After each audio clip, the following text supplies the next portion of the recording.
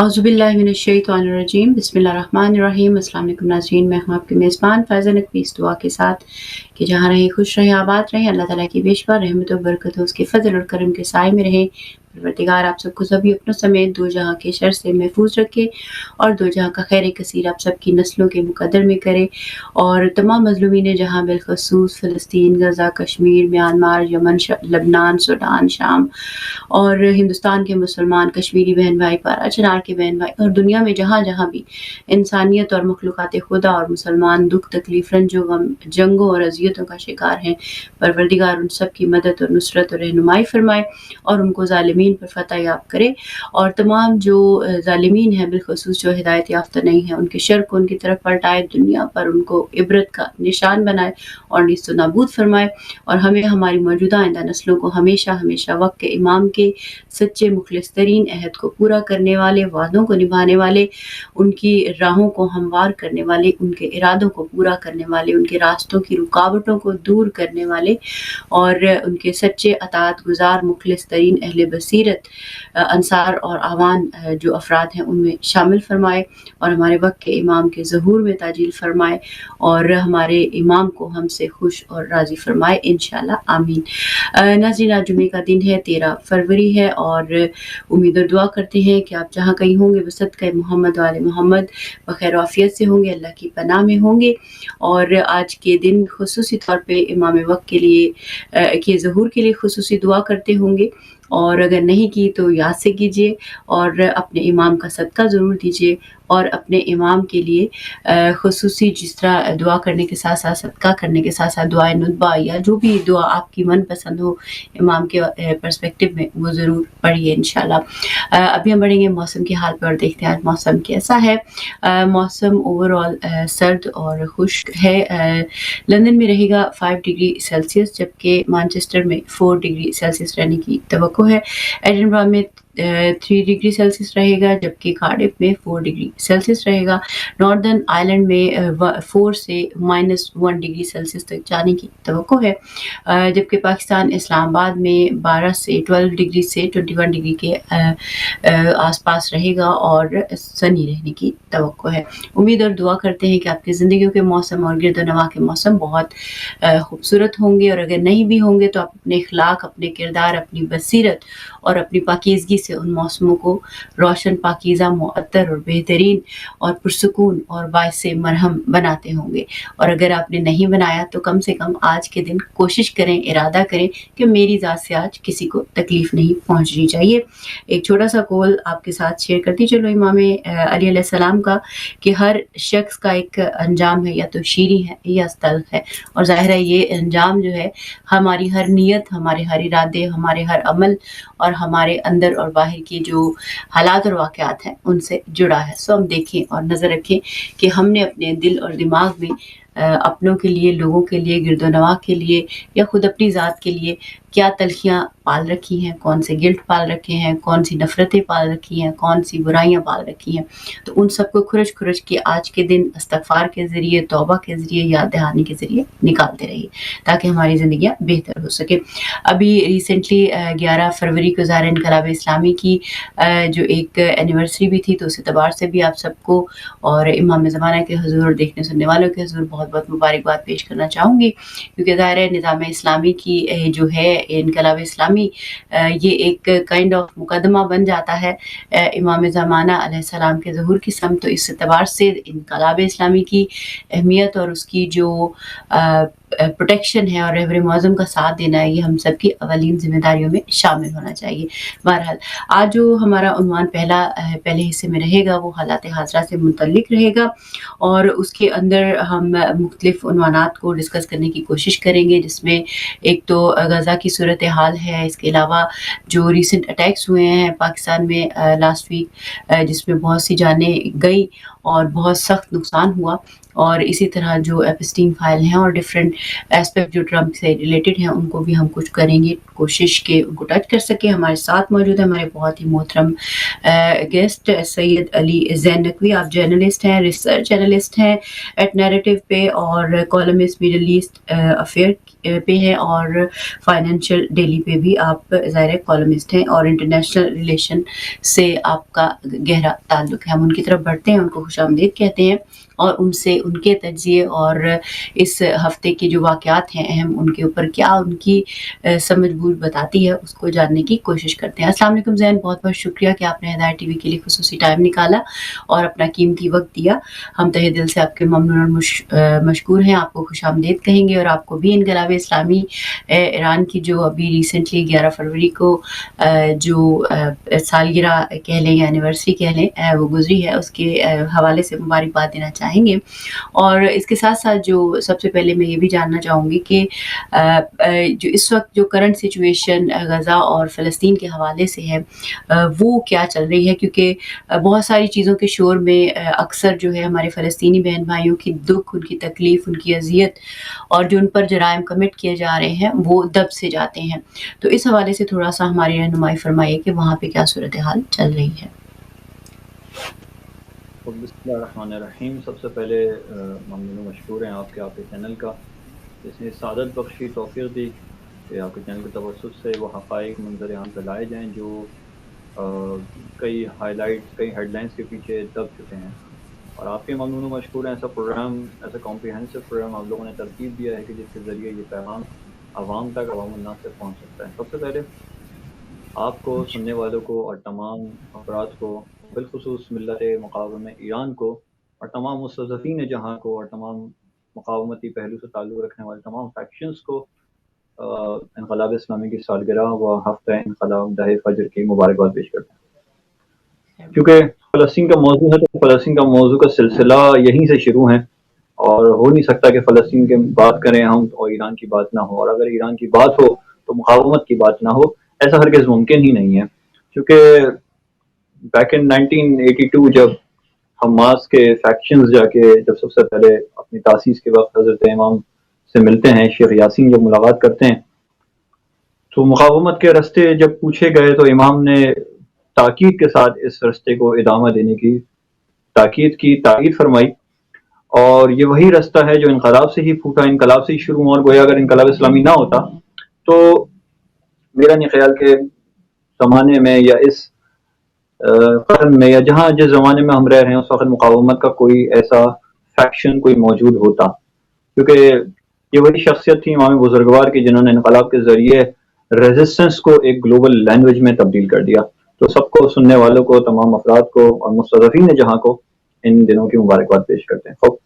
آپ کا سوال تھا غزہ سے متعلق, تو واقعا ایسا ہی ہے. غزہ اس وقت کہتے ہیں کہ جو جنگ جن کو نہیں مار سکی, جو جنگ سے بچ گئے, اب صلح ان کا قتل عام کر رہی ہے, اور سیز فائر ان کا قتل عام کر رہا ہے. حال ہی میں دیکھیں تو بہت سارے ہمیں موضوعات, بہت ساری چیزیں ہمیں ملتی ہیں جو کافی حد تک ہیڈ لائنز کے پیچھے دب چکی ہیں. جیسے یہ ایک زمانے میں یوکرین رشیا وار تھی, اور یوکرین رشیا وار ابھی بھی چل رہی ہے, لیکن وہ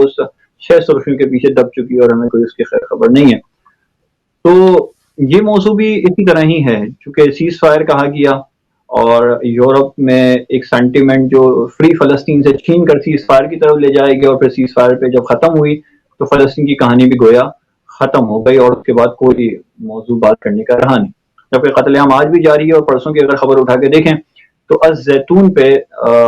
پاورفل اسٹرائک کرنے کا نتنیاہو نے حکم دیا ہے, اور کہا ہے کہ حماس کے خاتمے تک ہم جنگ جاری رکھیں گے. جبکہ یہ بالکل شاید سرخیوں سے آؤٹ ہو گیا ہے, یہ انٹرنیشنل میڈیا سے آؤٹ ہو گیا ہے, جیسا کوئی تھیٹر تھا اور تھیٹر ختم ہو گیا ہے اور باقی سب چل رہا ہے.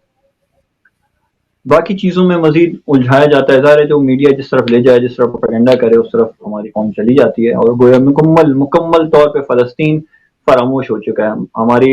انٹرنیشنل پالیسیز میں, اسلامی ممالک کی پالیسیز میں, اسلامک کنٹریز کے ایجنڈے میں اصلاً فلسطین فراموش ہو چکا ہے, ہوا نہیں ہو گیا ہے اس وقت. حال ہی کی بات کریں تو بورڈ آف پیس اور بورڈ آف پیس کے بعد جو اتفاقات رونما ہوئے, تو اس طرف ہم اشارہ کریں گے اس میں کہ مستقبل کا فیصلہ 20 ملین معذرت افراد کا فیصلہ جو ہے، 2 ملین افراد کا فیصلہ چند ایک لوگ کر رہے ہیں جن میں کوئی بھی فلسطینی بھی شامل نہیں ہے. یہ ایک دنیا کا عجیب ترین فیصلہ ہونے جا رہا ہے بورڈ آف پیس کے نام پہ، کہ جس میں ایک بھی فلسطینی فیکشن موجود نہیں ہے، نہ ہی کوئی فلسطینی شخصیت موجود ہے، چاہے وہ مخالف ہی کیوں نہ ہو، چاہے وہ خالد مشعل ہی کیوں نہ ہو، چاہے وہ پی ایل او جیسے افراد ہی کیوں نہ ہو، وہ بھی شامل نہیں ہے. اور 20 ملین افراد کا 20 لاکھ افراد کا فیصلہ چند ایک پیڈوفائلز کر رہے ہیں جو کہ دنیا میں بدنام زمانہ ہے. حال ہی میں جیرڈ کیشنر نے ایک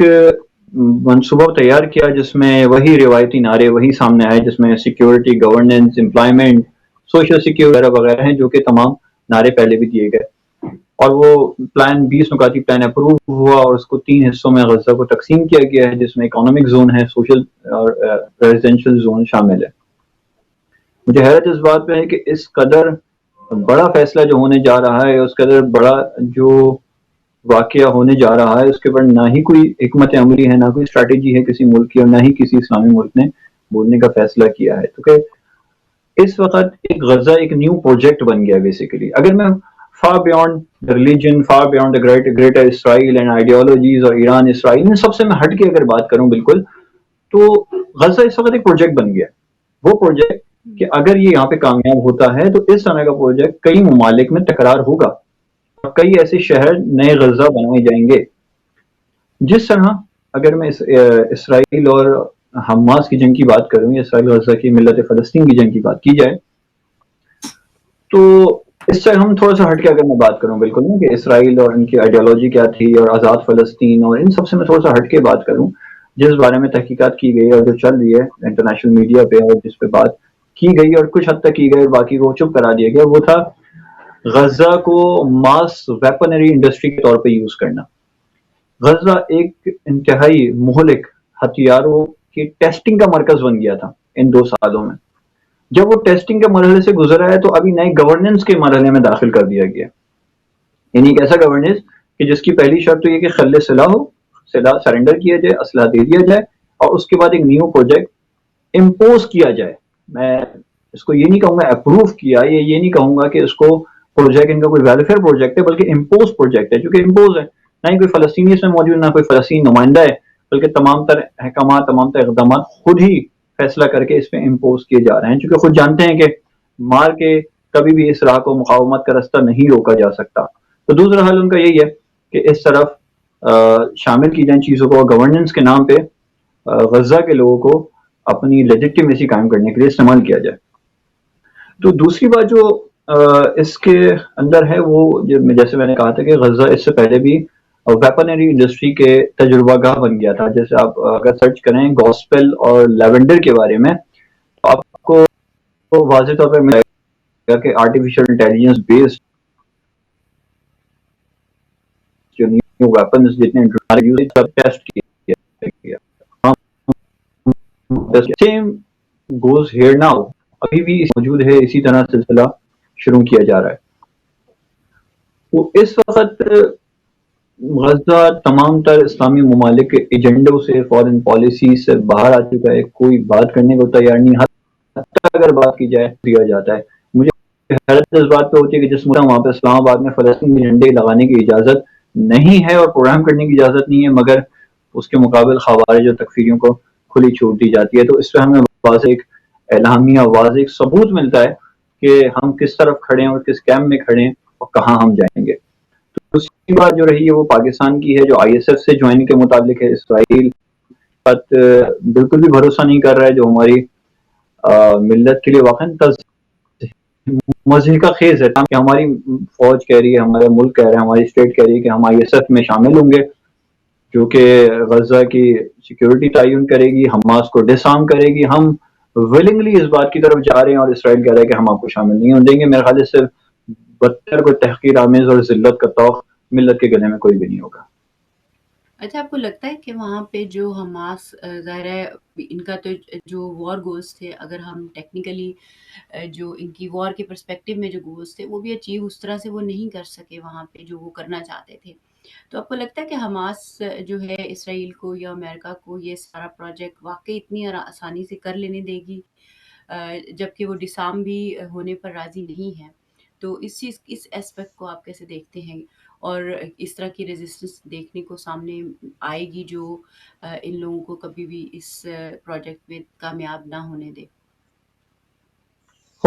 ریزسٹنس کی جہاں تک بات کریں اور ان کی اسٹریٹجی کی بات کریں تو یہ بھی آبجیکٹو، اس کا جو آبجیکٹو ہے اس غزہ پیس بورڈ کا، وہ بھی ریزسٹنس کو ہی توڑنا ہے الٹیمیٹلی، اور اس کا کوئی دوسرا کوئی آبجیکٹو ہے نہیں. تو جنگ کے ذریعے تو حاصل نہیں کر سکے، 2 سال جنگ لڑ کے دیکھ لی، اور اس سے زیادہ جتنی حقارت اور جو اٹھانی پڑی ہے سفارتی سطح پہ اسرائیل کو، اتنی زیادہ کبھی بھی پورے 70 سال تاریخ میں نہیں اٹھانی پڑی. تو غزہ پیس بورڈ کا ایک ہدف بھی ریزسٹنس کو توڑنا ہے. کس طرح توڑنا ہے؟ کہ دیکھیے، ریزسٹنس یا مقاومتی تنظیمیں، مقاومتی تحریکیں ہمیشہ عوام کے بلبوتے پہ کھڑی ہوتی ہیں، عوام کی لیجیٹیمیسی کے ساتھ کھڑی ہوئی ہوتی ہیں. جو پروجیکٹ مثلا میں اگر اشارہ کروں لبنان کے حوالے سے، کہ لبنان میں جو انہوں نے کام کیا وہ یہی کیا کہ نہ صرف لبنان میں حزب اللہ کے اداروں کو بلکہ سول اور عسکری انفراسٹرکچر کو نشانہ بنایا تاکہ عوام پیچھے حزب اللہ کی ہٹ جائے اور حزب اللہ کو خود مجبور کرے کہ وہ سیز فائر کی طرف جائیں اور سیز فائر کے لیے سائن کریں. یہ عوامی جو پریشر ہے جو کریٹ کیا جاتا ہے. ابھی بورڈ آف پیس کے بارے میں جو ایک نئے نویلے خواب دکھائے جا رہے ہیں، دن میں تارے دکھائے جا رہے ہیں، اس کا مقصد بھی یہی ہے کہ غزہ کی عوام کو بتایا جائے کہ دیکھیے ہمارا آپ کے لیے ہدف یہ ہے اور حماس آپ کے لیے کیا چاہ رہی ہے. حماس آپ کو چاہ رہی ہے کہ آپ کو نابود کروائے، مروا دے، اور ہم چاہ رہے ہیں کہ آپ کے لیے ایک نیا پروجیکٹ بنائے، آپ کے لیے تعلیم اور صحت کا ہم خیال رکھیں وغیرہ وغیرہ. اور اگر عوام جو غزہ کی عوام ہے اگر حماس سے پیچھے ہٹ گئی تب تو میرا خیال ہے مقاومت بہت دیر تک نہیں چل سکے گی. لیکن اگر عوام نہیں ہٹی پیچھے، ان کے وعدے وہی کے پیچھے نہیں گئی، تو مقاومت مزید اس کو ایکسٹینشن ملے گی، تقویت ملے گی، قوت ملے گی. لیکن جیسے میں نے ایک استعمال کیا کہ جس کو جنگ نہیں ہرا سکی ابھی صلح اس کا قتل عام کر رہی ہے. حماس کو توقع مجھے نہیں معلوم تھی یا نہیں تھی، لیکن ابھی اس وقت اس حد تک بے بسی کی اور بے ضمیری کی توقع نہیں کی جا سکتی کہ ایک نیا پروجیکٹ وہاں پہ لانچ کیا جائے اور اسلامی ممالک خاموشی سے اس کو تکتے رہیں، دیکھتے رہیں. حماس اس وقت بے یار و مددگار بے کس ہو کے کھڑے ہو کے اس وقت ہمیں، اسلام کو، اسلامی دوستوں کو، اسلامی بھائیوں کو، اسلامی ممالک کی طرف دیکھ رہی ہے کہ کم سے کم ملٹری سطح پہ، عسکری سطح پہ ساتھ نہیں آ سکتے تو سفارتی سطح پہ تو کم سے کم حمایت کر سکتے تھے، جو کہ ابھی تشویشناک حد تک ختم ہوتی جا رہی ہے. بالکل اس طرح کی یہ جو اگر ہم اس مثال کو اس انداز پہ بھی دیکھیں کہ انہوں نے ایک اپیرنٹلی سافٹ ٹول استعمال کیا ہے پیس کے نام پر، جیسے کہ کشمیر میں دوسرے لفظوں میں آپ دیکھیں کہ وہاں پالیٹکس کو عام کیا کرنے کی کوشش کی گئی اور وہاں پہ الیکشنز کروانے کی کوشش کی گئی اور اس طریقے سے کہ وہاں ماحول سازی کی جائے. اور پھر وہاں پہ آپ کو یاد ہوگا شاید کہ وہاں پہ کچھ انٹرنیشنل لوگ بھی آئے تھے، آئی تھنک سو کوئی ایونٹ انہوں نے اس وقت شاید سال پہلے یا کچھ عرصہ پہلے انہوں نے منعقد کیا تھا اور ایک ماحول سازی کرنے کی کوشش کی تھی کہ کشمیری جو اب وہ ہندوستان کے ساتھ ہیں اور آل دیٹ.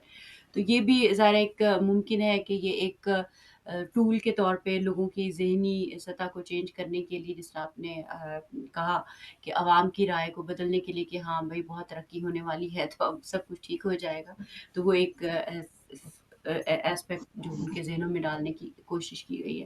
بہرحال اس کے کیونکہ ٹائم بھی بہت تیزی سے جا رہا ہے تو اس میں مزید آپ کچھ ایڈ کرنا چاہیں تو آپ کر سکتے ہیں، اور کشمیر کے حوالے سے بھی اگر آپ کے ذہن میں کوئی پوائنٹ ہو، کیونکہ اس ویک میرا خیال ہے کہ کشمیر ڈے بھی منایا گیا تھا اور یہ بھی ایک بہت ہی امپورٹنٹ حوالہ ہے جس کو، جیسے کشمیریوں کا ذکر پوری دنیا میں کہیں نہیں ہوتا اور فلسطینیوں کا بھی کبھی نہیں ہو رہا تھا 7 اکتوبر سے پہلے. تو یہ سلسلہ یعنی وہ جو آپ بات پہلے بھی کر رہے تھے کہ رکا نہیں ہے اور رکے گا بھی نہیں، کیونکہ یہ ٹیسٹ لیبارٹری ہے فلسطین پوری دنیا کے حوالے سے، کہ اگر وہاں یہ ٹیسٹ کامیاب ہو جاتا ہے اور وہ کامیاب ہو جاتے ہیں شیطان، تو پھر وہ ظاہر ہے پھر اگلی مراحل میں جہاں جہاں بھی ان کو جس کو موقع ملے گا اور جس کے پاس، وہ دوسرے لفظوں میں کہہ لیں کہ مائٹ از رائٹ کا رول جو ہے نا، پھر وہ عام ہونے کی پوری توقع کیا ہے، نظر ہی آ رہا ہے ہو جائے گا ہر جگہ پہ. تھوڑا سا یہ بھی بتائے گا کہ جو آپ کا ایک پرسنل تجزیہ ہے بالخصوص جو لاسٹ ویک واقعہ ہوا دہشت گردی کا پاکستان میں اسلام آباد کی مسجد میں، اور اس کے اندر نمازی جو تھے سجدے کی حالت میں شہید کیے گئے، معصوم جانیں جو ہیں وہ لی گئی. اور اس میں جو ایک بات یہ بھی آتی ہے کہ جو فگرز آفیشلی اناؤنس کی گئی اور جو ایکچوئل تھی وہ بھی ظاہر ہے ایک یعنی اس طرح کے وہ بھی کم کر کے بتائی گئی. اور دوسرا یہ ہے کہ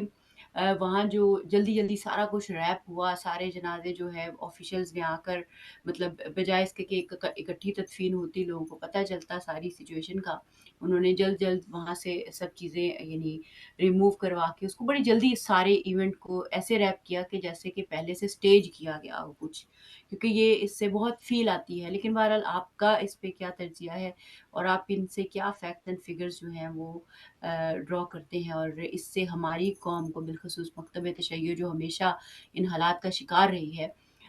ان کو کیا میسیجز ملتے ہیں اسپیسیفکلی، اگر ہم اس طرح سے بھی دیکھنا چاہیں؟ دیکھیں جیسے کہ دھماکہ افسوسناک تھا اور تمام ملت ساتھ کھڑی ہوئی،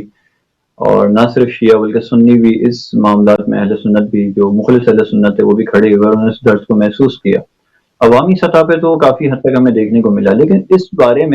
لیکن دھماکے کے بعد کے جو کانسیکوینسز ہیں وہ دو طرف ہمیں جاتے ہوئے نظر آتے ہیں۔ دونوں صورتیں تشویشناک ہیں، ایک حکومتی رویہ ہے اور ایک عوامی رویہ ہے، عوامی رد عمل۔ دونوں تاریخ میں تشویشناک ترین حد تک گرے ہوئے نظر آئے۔ اور آفٹر میتھ کی اگر بات کریں، ویسے تو یہ کہا جاتا ہے کہ جو یہ حملہ ہے وہ داعش خراسان نے قبول کیا ہے، اور ظاہر ٹی ٹی پی نے اس کی مخالفت کر دی، افغانستان نے کر دی، اور پھر نام نہاد افراد بھی سامنے آتے رہے۔ بات سر یہ ہے کہ حکومت نے جیسے کہا کہ یہ افغانستان سے آئے تھے اور افغانستان کے آ کے حملہ کر دیا اور فلاں ہندوستان نے جو ہے اس کو سپورٹ کیا تھا، ملبہ کسی پر ڈھال کے کس کو سیو کرنے کی کوشش کی جا رہی ہے وہ سب جانتے ہیں، کیونکہ اسی کے جہاں دھماکے کے ٹھیک 500 میٹر دور جو ہے ایک تکفیری ایلیمنٹس عناصر وہاں پہ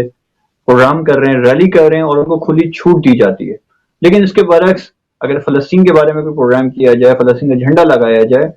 کسی بھی اور صورت میں پروگرام کیا جائے، تو ان پہ سختی سے رد عمل آتا ہے، سختی سے ایکشن ہوتا ہے، جس سے پہلے ہم نے مشتاق احمد صاحب کے ساتھ دیکھا، جیسے ہم نے مختلف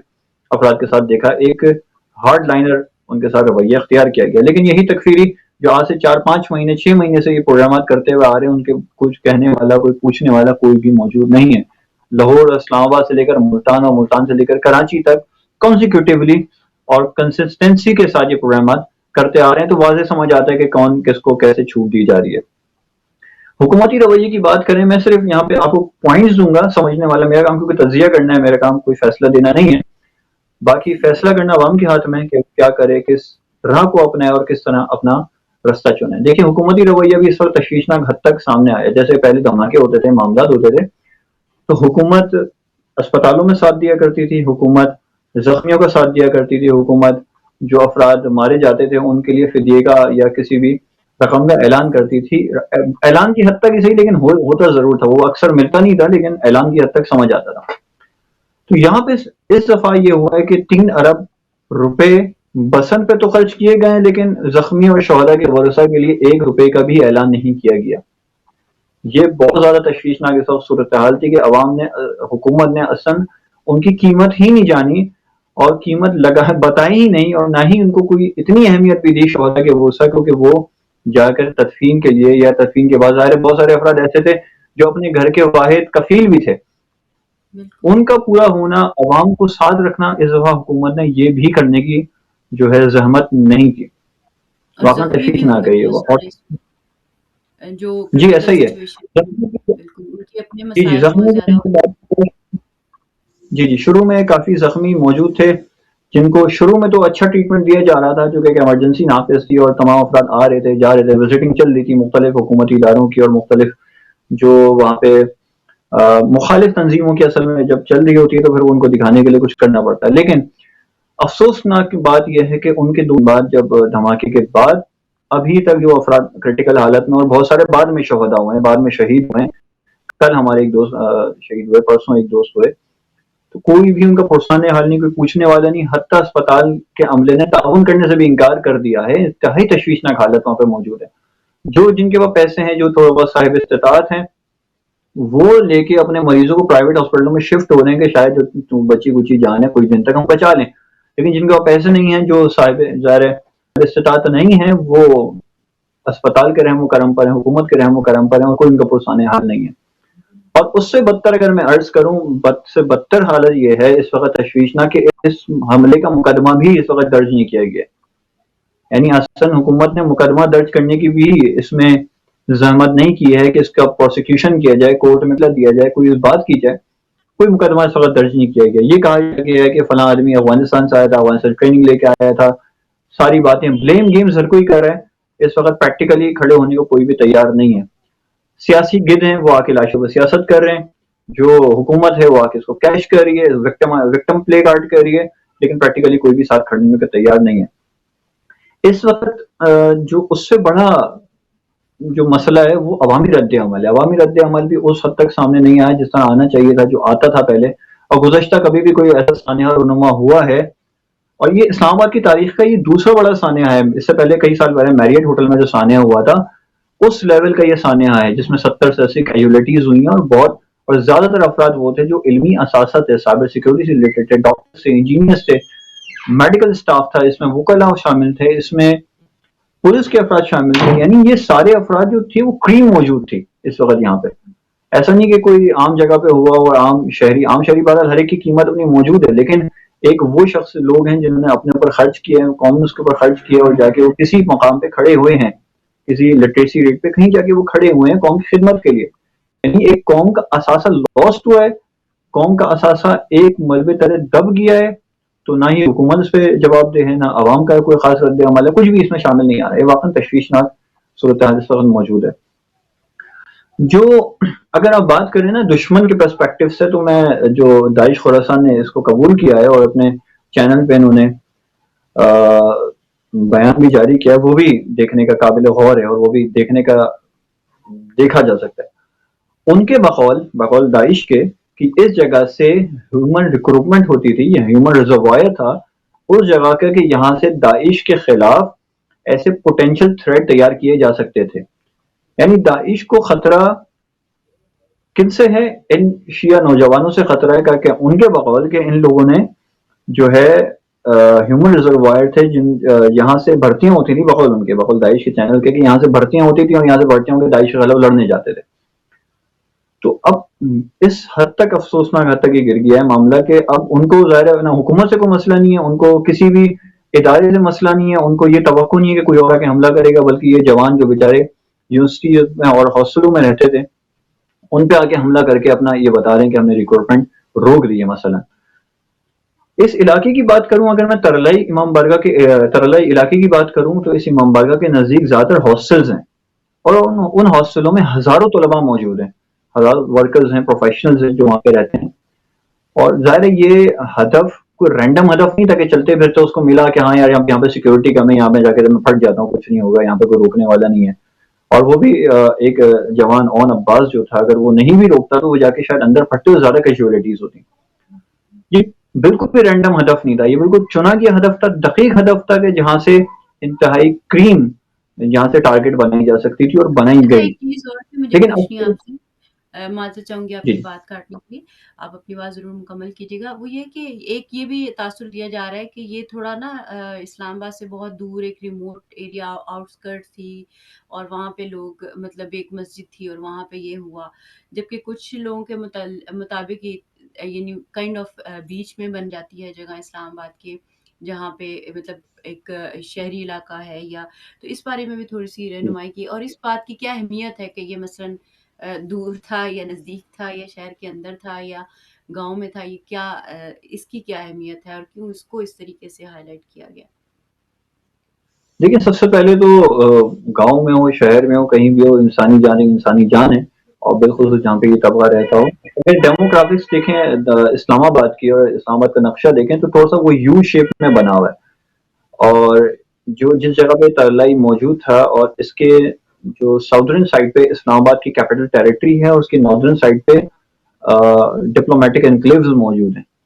جہاں پہ ڈپلومیٹک افراد رہتے ہیں اور ایمبیسیز موجود ہیں.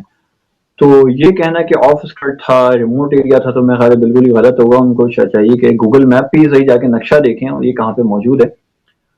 دوسری بات یہ کہ اسلام آباد کی کیپٹل ٹیریٹری اور اس کی ذمہ داری خود اسلام آباد کیپٹل پولیس کی ہے, اسلام آباد کی کیپٹل ادارے کی ہے. یعنی آپ سمجھیں کہ کیپٹل ادارہ انتہائی مضبوط ترین ہوتا ہے اور انتہائی حساس ہوتا ہے اس معاملے میں. اگر ترلائی میں حملہ ہو سکتا ہے, تو میرے خیال ہے کراچی کا کوئی بھی یا پاکستان کا کوئی بھی ادارہ یا کوئی بھی علاقہ محفوظ نہیں رہتا اس کے دکھنے کے بعد. بالकुल। अच्छा, थोड़ा ये बताइएगा कि जिस तरह से हम बात कर रहे थे, एक तो ये सारे सिचुएशन की, और आपने बात की कि इन लोगों ने, दाइश ने ये सारी ज़िम्मेदारी कबूल की। तो दाइश जो है वो इन्हें ज़ाहिर है हम जानते हैं कि उनका भी एक अपना एलिमेंट है, और उस ग्रेटर अफ़गानिस्तान का है, और उनके साथ ज़रा हिंदुस्तान मिल जाता है। उनका ग्रेटर हिंदुस्तान का है प्रोजेक्ट, और फिर वो ग्रेटर इसराइल का है प्रोजेक्ट। तो इतने सारे प्रोजेक्ट्स के बीच में ये पाकिस्तान मौजूद है, और इसकी अपनी एक यानी अहमियत बहुत ज़्यादा बढ़ जाती है इस हवाले से। तो आपको लगता है कि इसमें स्पेशली जो हमारे अवाम हैं, मसलन तशय्यो, मकतब तशय्यो के जो अफराद हैं, इनको अपनी सिक्योरिटी के लिए खुद कुछ ना कुछ और ज़्यादा लाएअमल इख्तियार करना चाहिए, ताकि ये मज़ीद ऐसे नुकसानात से हम बच सकें, क्योंकि हमारे साथ तो ये ज़ाहिर है हर कुछ टाइम के बाद होता है, और हमारी इतनी कीमती जानें जाती हैं, और किसी की भी जाएँ खुदा न खास्ता, तो ज़ाहिर है ये अच्छी चीज़ नहीं है। लेकिन तकफ़ीरियत को ज़ाहिर है यहाँ पे पिछले 40 साल में बहुत ज़्यादा एम्पावर भी किया गया डिफरेंट वेज़ से। तो इस एस्पेक्ट को ऐसे आप किस तरह से देखते हैं? देखिए, जहाँ तक दाइश खुरासान की बात है, दाइश खुरासान में का जो है ना, वो पाकिस्तान को एक प्रोविंस मानता है, पूरे वो पाकिस्तान को। तो उसने ISPKP इस तरह करके नाम है, IS Daesh Khorasan Pakistan province, basically इनका पूरा नाम है, टर्फ विलायास में इन्होंने डिस्ट्रीब्यूट किया हुआ है। तो जहाँ तक दाइश की बात है, वहाँ पे खतरा पहले से रहा है, और दाइश के रिक्रूटर्स पाकिस्तान में रहे हैं। ये बात हुकूमत को भी पता है, एजेंसीज को भी पता है, और कई जगहों पे जो उस वक्त आसिफ गफूर साहब इस वक्त ISPR, तो उन्होंने ऐलान भी किया था इस बात का आके कि दाइश के रिक्रूटर्स यहाँ पे मौजूद हैं, और 100 मदारिस ऐसे हैं जहाँ से दाइश के लिए भर्तियां होती हैं। ये ISPR साहब का बयान था। साथ ही जिस जमाने में राही शरीफ साहब की हुकूमत थी, जब ये दाइश का खतरा चल रहा था, तो उन्होंने कहा था, खुद उनके जुमले हैं, मैं चाहूंगा कि वो जुमले दोस्तान सोशल मीडिया से ताल्लुक रखने वाले निकालें और निकाल के वायरल करें, कि जिन्होंने कहा था कि दाइश जो है, दाइश के इस्लामाबाद में ऐसे कुछ लोग हैं जो चाहते हैं कि दाइश आए। खुद राही शरीफ साहब के जुमले हैं, हमारे साबिक आर्मी चीफ के। तो वो कौन से लोग थे, कौन ऐसे अफराद थे? इस्लामाबाद में रहने वाले कोई क्लर्क नहीं होते, इस्लामाबाद में रहने वाले कोई ड्राइवर वगैरह से मुताल्लिक उनका ये नहीं है कि कोई ड्राइवर चाह रहा है, या कोई क्लर्क चाह रहा है, या चौकीदार चाह रहा है कि दाइश आ जाए। इस्लामाबाद में रहने वाले से मुताल्लिक डिप्लोमेटिक अफराद चाह रहे हैं, सियासी लोग चाह रहे हैं, सियासी वाबस्ता लोग चाह रहे हैं, एस्टैब्लिशमेंट के लोग चाह रहे हैं। कौन लोग थे? क्यों निशानदेही नहीं हुई? क्यों उनके खिलाफ कार्रवाई नहीं हुई? क्यों उनको आज तक प्रोग्राम करने की इजाजत दी जाती है? क्यों उनके मदारिस खुद इस्लामाबाद में मौजूद है? तो ये एक सवालिया निशान है जो सबके लिए बनता है, और ये सवाल उठाए। मिल्लत का काम है कि मुतालबा करे, मुतालबा गर बने, तकाजा उठाए। मुश्किल यहाँ पे ये है कि मिल्लत मुतालबा गर नहीं है, तकाजा गर नहीं है। हुकूक को मांगने में थोड़ा सा वो शर्मा जाते हैं, थोड़ा सा ना, पाकिस्तानी कौम थोड़ा सा दूसरों की खिदमत में आगे होते हैं हम, लेकिन अपने हम खिदमत में हम थोड़ा सा शर्मा जाते हैं कि हमने ये कुछ करना भी है। जहाँ तक तशय्युर की बात है, वहां पे जी जी मुझे एक मिसाल के जरिए मैं समझाना चाह रहा था। आपने कहा कि सिक्योरिटी का मसला खुद तशय्युर खुद अपना हल करे। तो आज से 6-8 साल पहले, गालिबन या तकरीबन 10 साल पहले, if I am not wrong, Karachi में एक आगा खानियों की बस पे हमला हुआ था। और वो एक ही हमला, चूंकि आप सबको याद है, 10 साल हो गए। अब मैं अगर आपसे पूछूंगा शियों के कितने हमले हुए थे, वो शायद एग्जैक्ट फिगर किसी को याद भी नहीं होंगे, लेकिन वो एक हमला सबको याद है कि जो आगा खानियों की बस पे हुआ था। वो जो हमला था, उसके बाद आर्मी चीफ आता है कराची में, उसके बाद तमाम रुआसा, वज़रा, सूबाई हो या हुकूमती हो या वफाकी हो, सब के सब कराची आते हैं और आके माफी मांगते हैं। आर्मी चीफ आके माफी मांगता है कि हमारी कोताही है, हमारी गलती है, हमारी गफलत है, आइंदा ऐसा नहीं होगा। वो दिन है, और आज का दिन है, चूंकि मेरे घर से थोड़ा सा नजदीक भी है, तो मैं देखता हूँ कि वो जब भी इनकी गाड़ी जाती है, तो आज से 10-12 साल हो गए कंसेक्टिवली एक इंजस की गाड़ी या एक फौजी इदारे की गाड़ी वहां पे शामिल होती है उनकी सिक्योरिटी के लिए। क्या वजह है? इसके अवामिल को हम जाने। हमारी मिल्लत तशय्युर का काम है कि इसको देखें कि उनकी ऐसी पावर कैसे है कि जिस तरह कर सकते हैं। हम अपनी जानों की हमारी कोई कीमत इस वक्त मौजूद नहीं है। शिया सबसे आसान हदफ है, और शिया सबसे ज्यादा, जिस तरह की थोड़ी देर पहले हम गजा की बात कर रहे थे कि एक टेस्टिंग लेबोरेटरी बन गई है, तो शिया भी टेस्टिंग बन जाता है अक्सर, कीमत मौजूद नहीं है, अपनी कीमत लगाई नहीं है। लेकिन यही अगर हम तमाम वाबस्तगियां छोड़कर एक सिस्टम बन जाए, एक निज़ाम बन जाए, एक सिस्टम के अंदर आ जाए, तो मेरे ख्याल हम अपने वक्त भी बना लेंगे, हम अपना सिस्टम भी बना लेंगे, और तमाम तरह इक़दाम अपने कर सकते हैं, हाथ में ले सकते हैं, और तशय्युर अपनी जानों की कीमत तय कर सकती है। यानी एक प्राइसलेस नहीं बनेगी, कम से कम जो इस वक्त मौजूद है, कि इस वक्त तमाम चीजें हो भी गई हैं और हम देखें कि कोई भी पुरसाने हाल कोई मौजूद नहीं है। بالकुल, इसमें अभी बहुत से ऐसे फैक्टर्स हैं जिन पे बात होने की बहरहाल ज़रूरत है। जिस तरह आप देखिए, वहाँ पे मौलाना अब्दुल अज़ीज़ साहब की जो एक मस्जिद है, या आपको याद होगा शायद, कि किस तरह से उन्होंने जब थे मुशर्रफ साहब थे तो उनके साथ कितनी शदीद लड़ाई हुई थी और कितने लोग शहीद भी हुए थे, आर्मी के ही। और इतना सख्त वो हुआ था, लेकिन वो मस्जिद अभी भी अपनी जगह पे मौजूद है और वो अपना काम जो भी जी है वो कर रही है। और दूसरा ये कि हमारी जो मकतब तशय्युओ में जो क़यादत का रोल होना चाहिए था, मसलन जितने भी हमारे, चाहे वो किसी भी तहरीक या तंज़ीम या जिस भी उससे ताल्लुक़ रखते हों, हमारे जो मेजर समझ लें रिप्रेजेंटेटिव्स हैं तशय्युओ के, उनका एक कलेक्टिव मैसेज जाना चाहिए था अथॉरिटीज़ को। ये मतलब इंडिविजुअल लेवल पे जाना एक डिफरेंट रंग रखता है, और एक जो कलेक्टिव मैसेज जाना है वो एक अलहदा चीज़ रखता है। ये जो तफ़रीक दर तफ़रीक है, ये बहुत पेनफुल बहरहाल सिचुएशन है एक वे से अगर देखा जाए तो। और इसमें और मैं ये भी देखती हूँ कि हमारे लोगों की जानें हम इस तरह तो दे देते हैं जिस तरह से ये इन अटैक्स में हो रही हैं, लेकिन हक के साथ खड़े होने के लिए और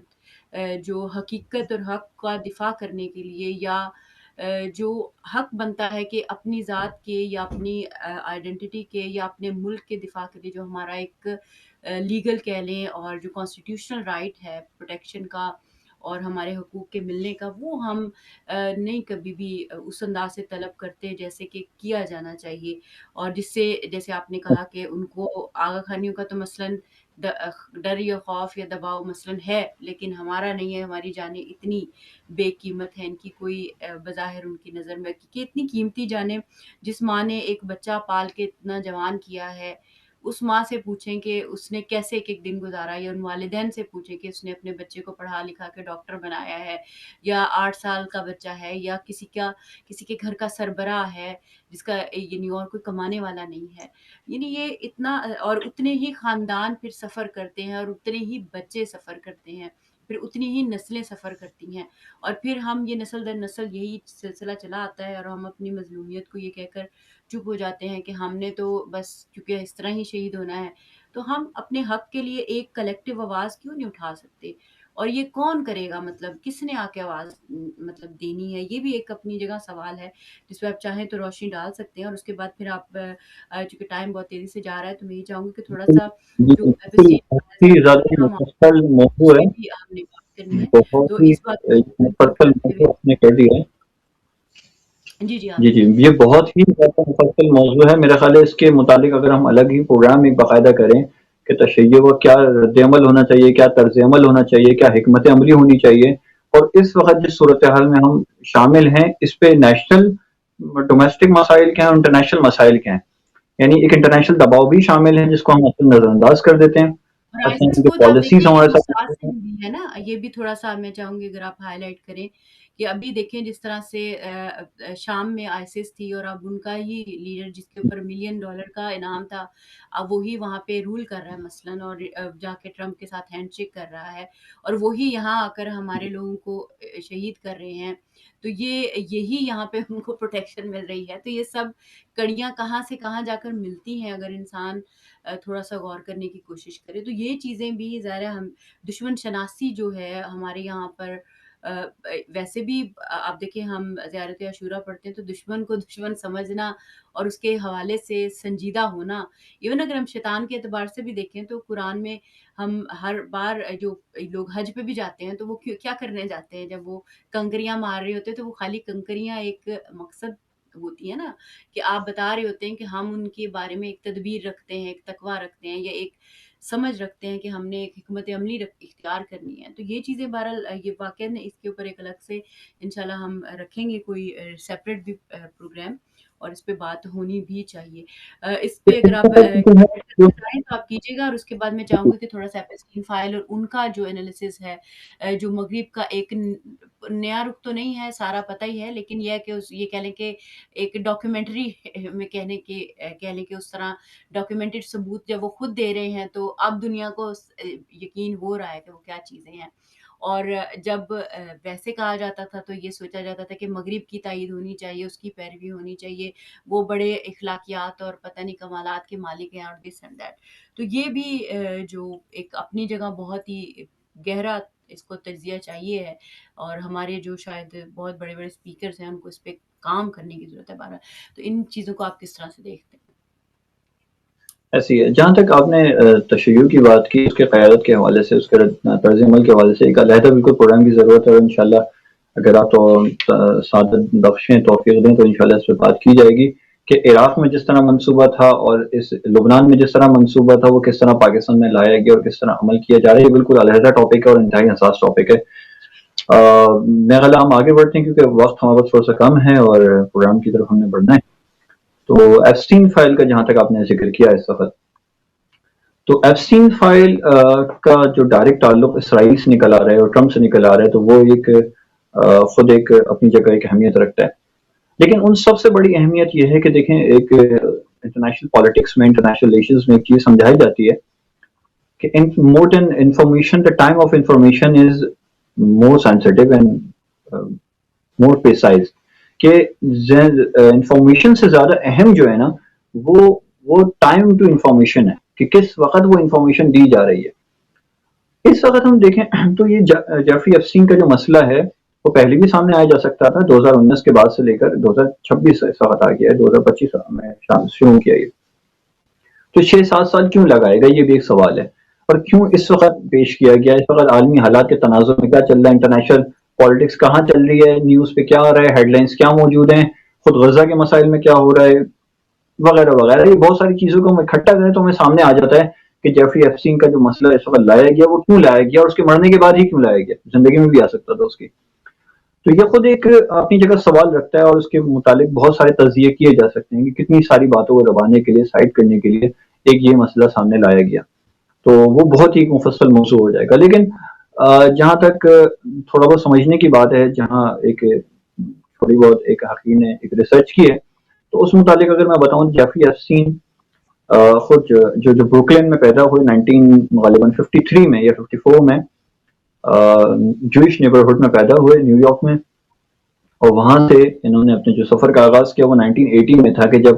اب بیچ میں خود چھوٹے موٹے واقعات ہوتے رہے ہیں. میں چونکہ بڑے ایونٹس کی طرف جاؤں گا، بہت سارے ایونٹس ان کے بیچ میں آئے. 1980 میں جب انہوں نے ایک پہلی فائنینشیل مینجمنٹ کی جب انہوں نے کمپنی کھولی، تو اس کے بعد ظاہر ہے آپ کو پتا ہوگا زائنس کا ایک لابی کا ایک بہت بڑا حصہ جو ہے، بہت بڑا طبقہ جو ہے، جو فائنینشیل مینجمنٹ سے ریلیٹڈ معاملات کو دیکھتا ہے، جس میں آئی ایم ایف شامل ہے، جس میں WTO شامل ہے، جس میں بہت ساری چیزیں شامل آ جاتی ہیں. وہ ان کا زیادہ آپ نے دیکھا ہوگا یہودیوں کا، اسپیشلی جوئش کا، اور جوئش میں بھی زائنس لابیز کا زیادہ رجحان اس طرف ہوتا ہے تاکہ ان کی ایک سوچ ہے ورلڈ کو کنٹرول کرنے کی، وہ اتنا حاصل ہو سکتی ہے. تو 2005 میں جو ہے 1991 میں ان کی جو ملاقات ہوتی ہے وہ غیسلین میکسویل سے ہوتی ہے. وہاں سے اس اسکینڈلز کا آغاز ہوتا ہے جیفری ایپسٹین کے. اس سے پہلے کچھ حد تک موجود تھا، لیکن جو ہے اصل جو اس کا سفر کا آغاز ہوتا ہے، جس کے بعد ہم ایپسٹین فائلز کو ہم دیکھ رہے ہیں، وہ اصل شروع ہوتا ہے 1991 سے، جب اس کی میکسویل سے ملاقات ہوتی ہے. خود میکسویل بھی ایک علیحدہ موضوع ہے جس پر پہ کبھی بات انشاءاللہ کی جائے گی. 92 میں ظاہر اس کی ڈونلڈ ٹرمپ سے رابطے بڑھتے ہیں اور رابطے زیادہ ہوئے. پھر 93 میں شادی میں ان کی تصویریں دیکھی گئی، شامل ہوئے. پھر 95 میں ان کے مختلف معاملات ٹرمپ سے ساتھ سامنے ہے. پھر 97 میں بہت تیزی سے آگے بڑھ چونکہ وقت کم ہے اور یہ بہت بڑا ایک موضوع خود موجود ہے کہ اگر اس پہ 2 گھنٹے کی بھی ڈاکومنٹری بنایا جائے شاید کم ہوگی.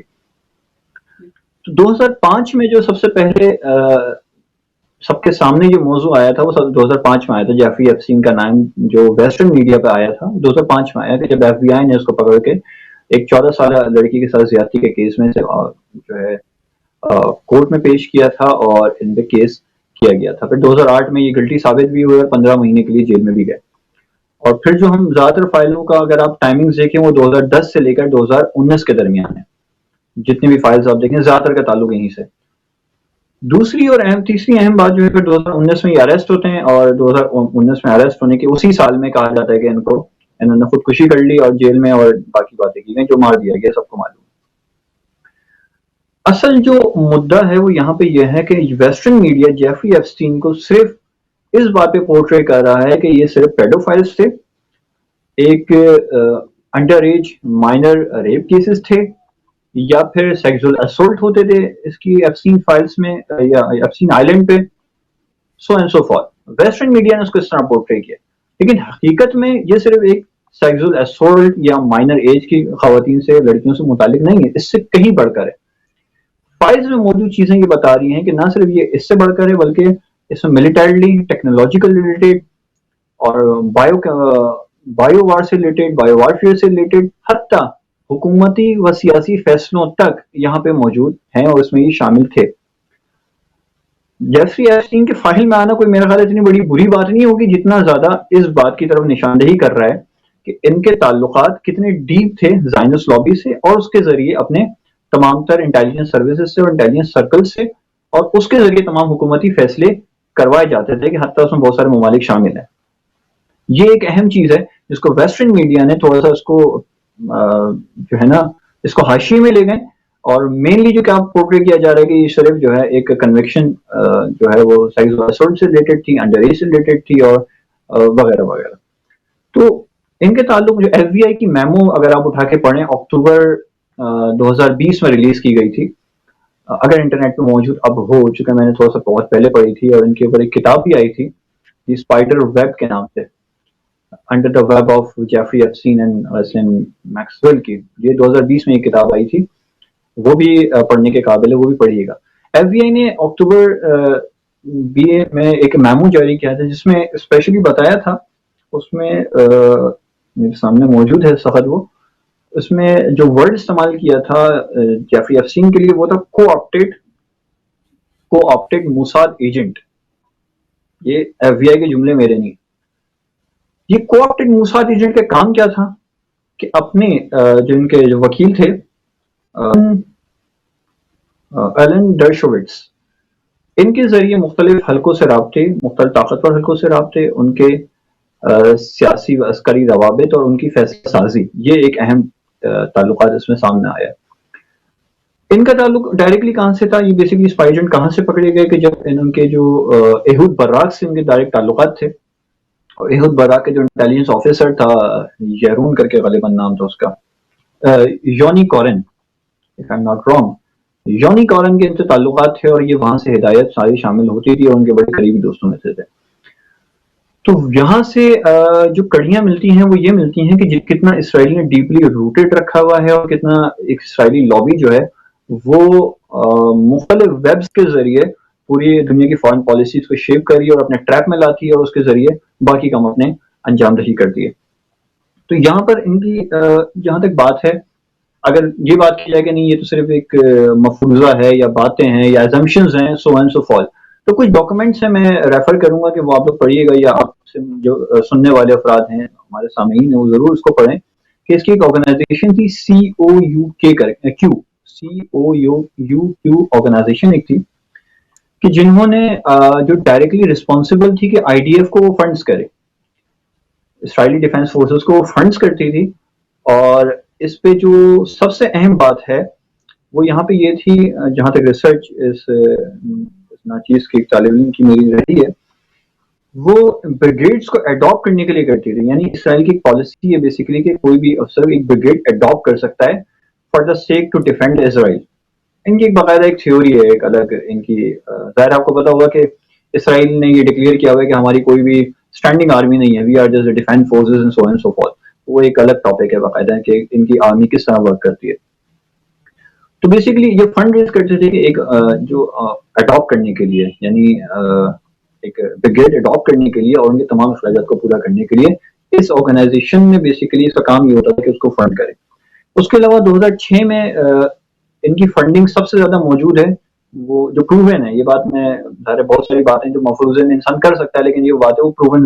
باتوں میں سے ایک ہے، وہ JNC کر کے JNF معذرت JNF ایک آرگنائزیشن تھی اسرائیل کی جس کا کام تھا ویسٹ بینک میں، آکوپائڈ ویسٹ بینک میں اور کرانہ باختری میں اور ان علاقوں میں سیٹلمنٹس کو بڑھانا اور اسرائیلی سیٹلرز کو وہاں پہ جگہ دینا اور نئی نئی آباد کاریاں کرنا. تو یہ جس میں مختلف اس کے نام شامل بھی آئے تھے، جو صحافی تھے آپ کے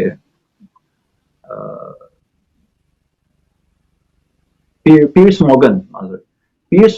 بھی اس میں جس میں شامل تھے. یہ اسی آرگنائزیشن کا ایک تسلسل ہے کہ جو JNF کے نام سے تھی اور اس کا کام بھی یہی تھا کہ وہ سیٹلرز کو وہ وہاں پہ فنڈنگز کرتی تھی. تو یہ جو بوتھ سائڈ آف ڈائمینشنز میں ہم دیکھیں، بوتھ سائڈ آف برجز کو ہم اگر کنیکٹ کریں، ان سارے چیزوں کو اگر ہم کنیکٹ کریں تو واضح طور پہ سامنے آتا ہے کہ جیفری ایپسٹین اور ایپسٹین آئیلینڈ خود ایک اسرائیل کا ہی ایک پلانٹڈ اور انسٹالڈ بندہ تھا اور انسٹالڈ جگہ تھی جہاں سے سارے معاملات نہ صرف سیاسی بلکہ عسکری اور تمام کیے جاتے تھے. بالکل بہت شکریہ زین. میں تہہ دل سے آپ کی ممنون اور مشکور ہوں. تو ابھی بہت سے عنوانات جو ہیں بالخصوص جو ایران اور جو ٹرمپ کے بیچ نیگوشیشنز اور اس حوالے سے بھی چل رہے ہیں. اگر مختصراً آپ اس پہ 1-1.5 منٹ میں اپنی بات کچھ بتا سکیں کہ اس پہ کیا سچویشن چل رہی ہے اور اس متعلق کیا اہم پوائنٹس ہیں جن کو زیر نظر رکھنا چاہیے, اور پھر اس پہ بات انشاءاللہ ہم کنکلوڈ اس کو یہیں پہ کریں. اچھا, اتفاقاً جتنے بھی معاملات ہم نے آج ڈسکس کیے اور گزشتہ ہفتے میں ڈسکس کیے تھے, ان سب کا تعلق ایک ساتھ کہیں نہ کہیں کڑیاں جوڑتی ہیں. خود حتیٰ ایفسین فائل کی بھی کہیں نہ کہیں کڑی جا کے وہ ایران نیوکلیر ٹاک سے جوڑتی ہے اور ایران کے جو ہے سے بھی جڑتی ہے, اور تمام جتنے حالات و واقعات چل رہے ہیں وہ خیر ایک علیحدہ موضوع بن جائے گا کہ جتنی کڑیاں جڑ رہی ہیں ہم ان کو ملا کے ایک دیکھیں کہ ہم اس وقت کہاں پہ کھڑے ہیں. اور اتفاقاً کہ ایفسین فائل جب ریلیز ہوئی تھی تو وہاں پہ جو مہدی حسن غالباً ہے یا ایک مسلم جرنلسٹ ہے, میرے نام ذہن میں نہیں آ رہا, انہوں نے بھی اس طرف نشاندہی کی تھی کہ ایفسین فائلز ریلیز ہی بیسیکلی موساد کے کہنے پہ کی گئی ہیں, اور کی ہی اس لیے گئی ہیں تاکہ ایک پریشر ڈیولپ کیا جائے امریکن اسٹیبلشمنٹ پہ, امریکن ڈیپ اسٹیٹ پہ, کہ وہ ایران کی طرف حملے کرنے کے لیے انہیں پابند کیا جا سکے. تو اس میں صرف فائلز نہیں ہیں, باقی آگے ویڈیوز ہیں, امیجز ہیں, تقریباً 20,000 کے قریب اس میں ویڈیوز موجود ہیں جو شاید آگے آنے والے وقت میں یہ ریلیز کریں. تو اس کا کہیں نہ کہیں تعلق جا کے ایرانی مذاکرات سے بھی ملتا ہے. تو ٹرمپ نے ظاہر ہے جب آپ نے دیکھا ہوگا حملہ, آپ تھوڑا سا نا کرونالوجیکل آرڈر میں ہم دیکھیں تو جب حملہ کرنے کو کہا گیا, جب حملہ پیچھے روک لیا گیا تو معلوم ہوا کہ ایفسین فائل میں ٹرمپ کا نام آ گیا, خبریں آ گئی. ٹرمپ نے کہا نہیں میں حملہ کر رہا ہوں, اگلی خبر کیا ہے کہ ایفسین فائل سے جو ہے نا مثلاً وہ ٹرمپ کا نام نکال دیا گیا. تو بالکل ایک کڑیاں واضح طور پر ہمیں جڑتی ہوئی نظر آتی ہیں. تو ابھی اس وقت جو کام چل رہے ہیں, جو بات نیوکلیئر حوالے سے ہے, جو مذاکرات کیے جا رہے ہیں, میرا خیال ہے ناقابل حل ہیں. یعنی جو تجزیہ موجود ہے, جو ملک آپ کے وجود کے ہی دشمن ہو, اس سے مذاکرات کیسے کیے جا سکتے ہیں, اور مذاکرات ہو بھی گئے تو اس کا نتیجہ کیا ہے. تو اگر یہ لوگ اگر یو ایس اور اسرائیل اتنے ہی زیادہ ہمدرد ہیں ایران کے, تو وہ شاید 20,000 جو انہوں نے سینکشنز لگائی ہیں وہ شاید اس میں سے کوئی کمی کرتے, کوئی ریلیف دیتے. لیکن چونکہ وہ وجود کے ہی دشمن ہیں, خود انقلاب کے ہی وجود کے دشمن ہیں, تو یہ ساری باتیں کرنا تو ایک ٹائم گیننگ کا کام ہے اور صرف ایران کو انگیج رکھنے کی ایک مصلحت ہو سکتی ہے. گزشتہ ہفتے بھی آپ کو یاد ہوگا جب ایران پہ حملے کی ہم بات کر رہے تھے تو اس میں ایک پوائنٹ یہاں پہ ریز ہوا تھا کہ ایران کو مذاکرات کے ذریعے بیسیکلی ایران کی عوام, حکومت, اسٹیٹ ساری ایک پیج پہ کھڑی ہوئی ہے اس وقت ایران کے دفاع کے لیے اور ایک مکمل جوابی حملے کے لیے, بھرپور ریٹیلیشن کے لیے. اور مذاکرات کرنا بھی اس کی ایک کڑی تھی کہ ایرانی جو حکومت ہے یا ایرانی عوام ہے اس کو بھرپور ریٹیلیشن سے روک لیا جا سکے اور عوام کو اور حکومت کو ایک پیج سے ہٹایا جا سکے. تو یہ بھی اس کی ایک کڑی تھی. تو اس وقت مسقط میں چل رہے ہیں, اور نیوکلیر جس طرح ایران نے کہا تھا کہ ہم نیوکلیر کے علاوہ کوئی بات نہیں کریں گے, بیلسٹک میزائل پہ ہم بات نہیں کریں گے, تو اس کا ایک جواب خود ایران نے بھی دیا کہ جب مذاکرات ہو رہے تو خرم شہر 4 کے نام سے ایک بیلسٹک میزائل کرا, 1500 کلو گرام اس مواد موجود, وار ہیڈز کی کیپیبل ہے صلاحیت رکھنے کا, اور 2,000 کلومیٹر اس کی رینج ہے. تو یہ خود ایک جواب تھا ایران کا کہ ہم کیا چاہ رہے ہیں اور کیسے چاہ رہے ہیں. میرا خیال ہے خود ایک تجزیہ اس میزائل نے دے دیا ہے. بالکل, بہت بہت شکریہ زین, میں تہہ دل سے آپ کے ممنون اور مشکور ہوں. انشاءاللہ ان موضوعات کو ظاہر ہے بہت سے اسپیکٹس ہیں جو کھل سکتے ہیں, لیکن ظاہر ٹائم ہمارے پاس اتنا ہی تھا آج, تو میں تہہ دل سے آپ کی شکر گزار ہوں. اور اب ہم اپنے اگلے سیگمنٹ کی طرف بڑھیں گے جس میں ہمارے ساتھ موجود ہیں ہماری بہت ہی پیاری سسٹر عالمہ مقصودہ نقوی صاحبہ. ہم ان کی طرف بڑھتے ہیں اور دیکھتے ہیں کہ ظاہر ہے یہ آخری کچھ دن چل رہے ہیں, یعنی یہ week mid of the next week جو ہے انشاءاللہ ماہ رمضان شروع ہو جائے گا, تو کس طریقے سے ان آخری دنوں کو ہم منائیں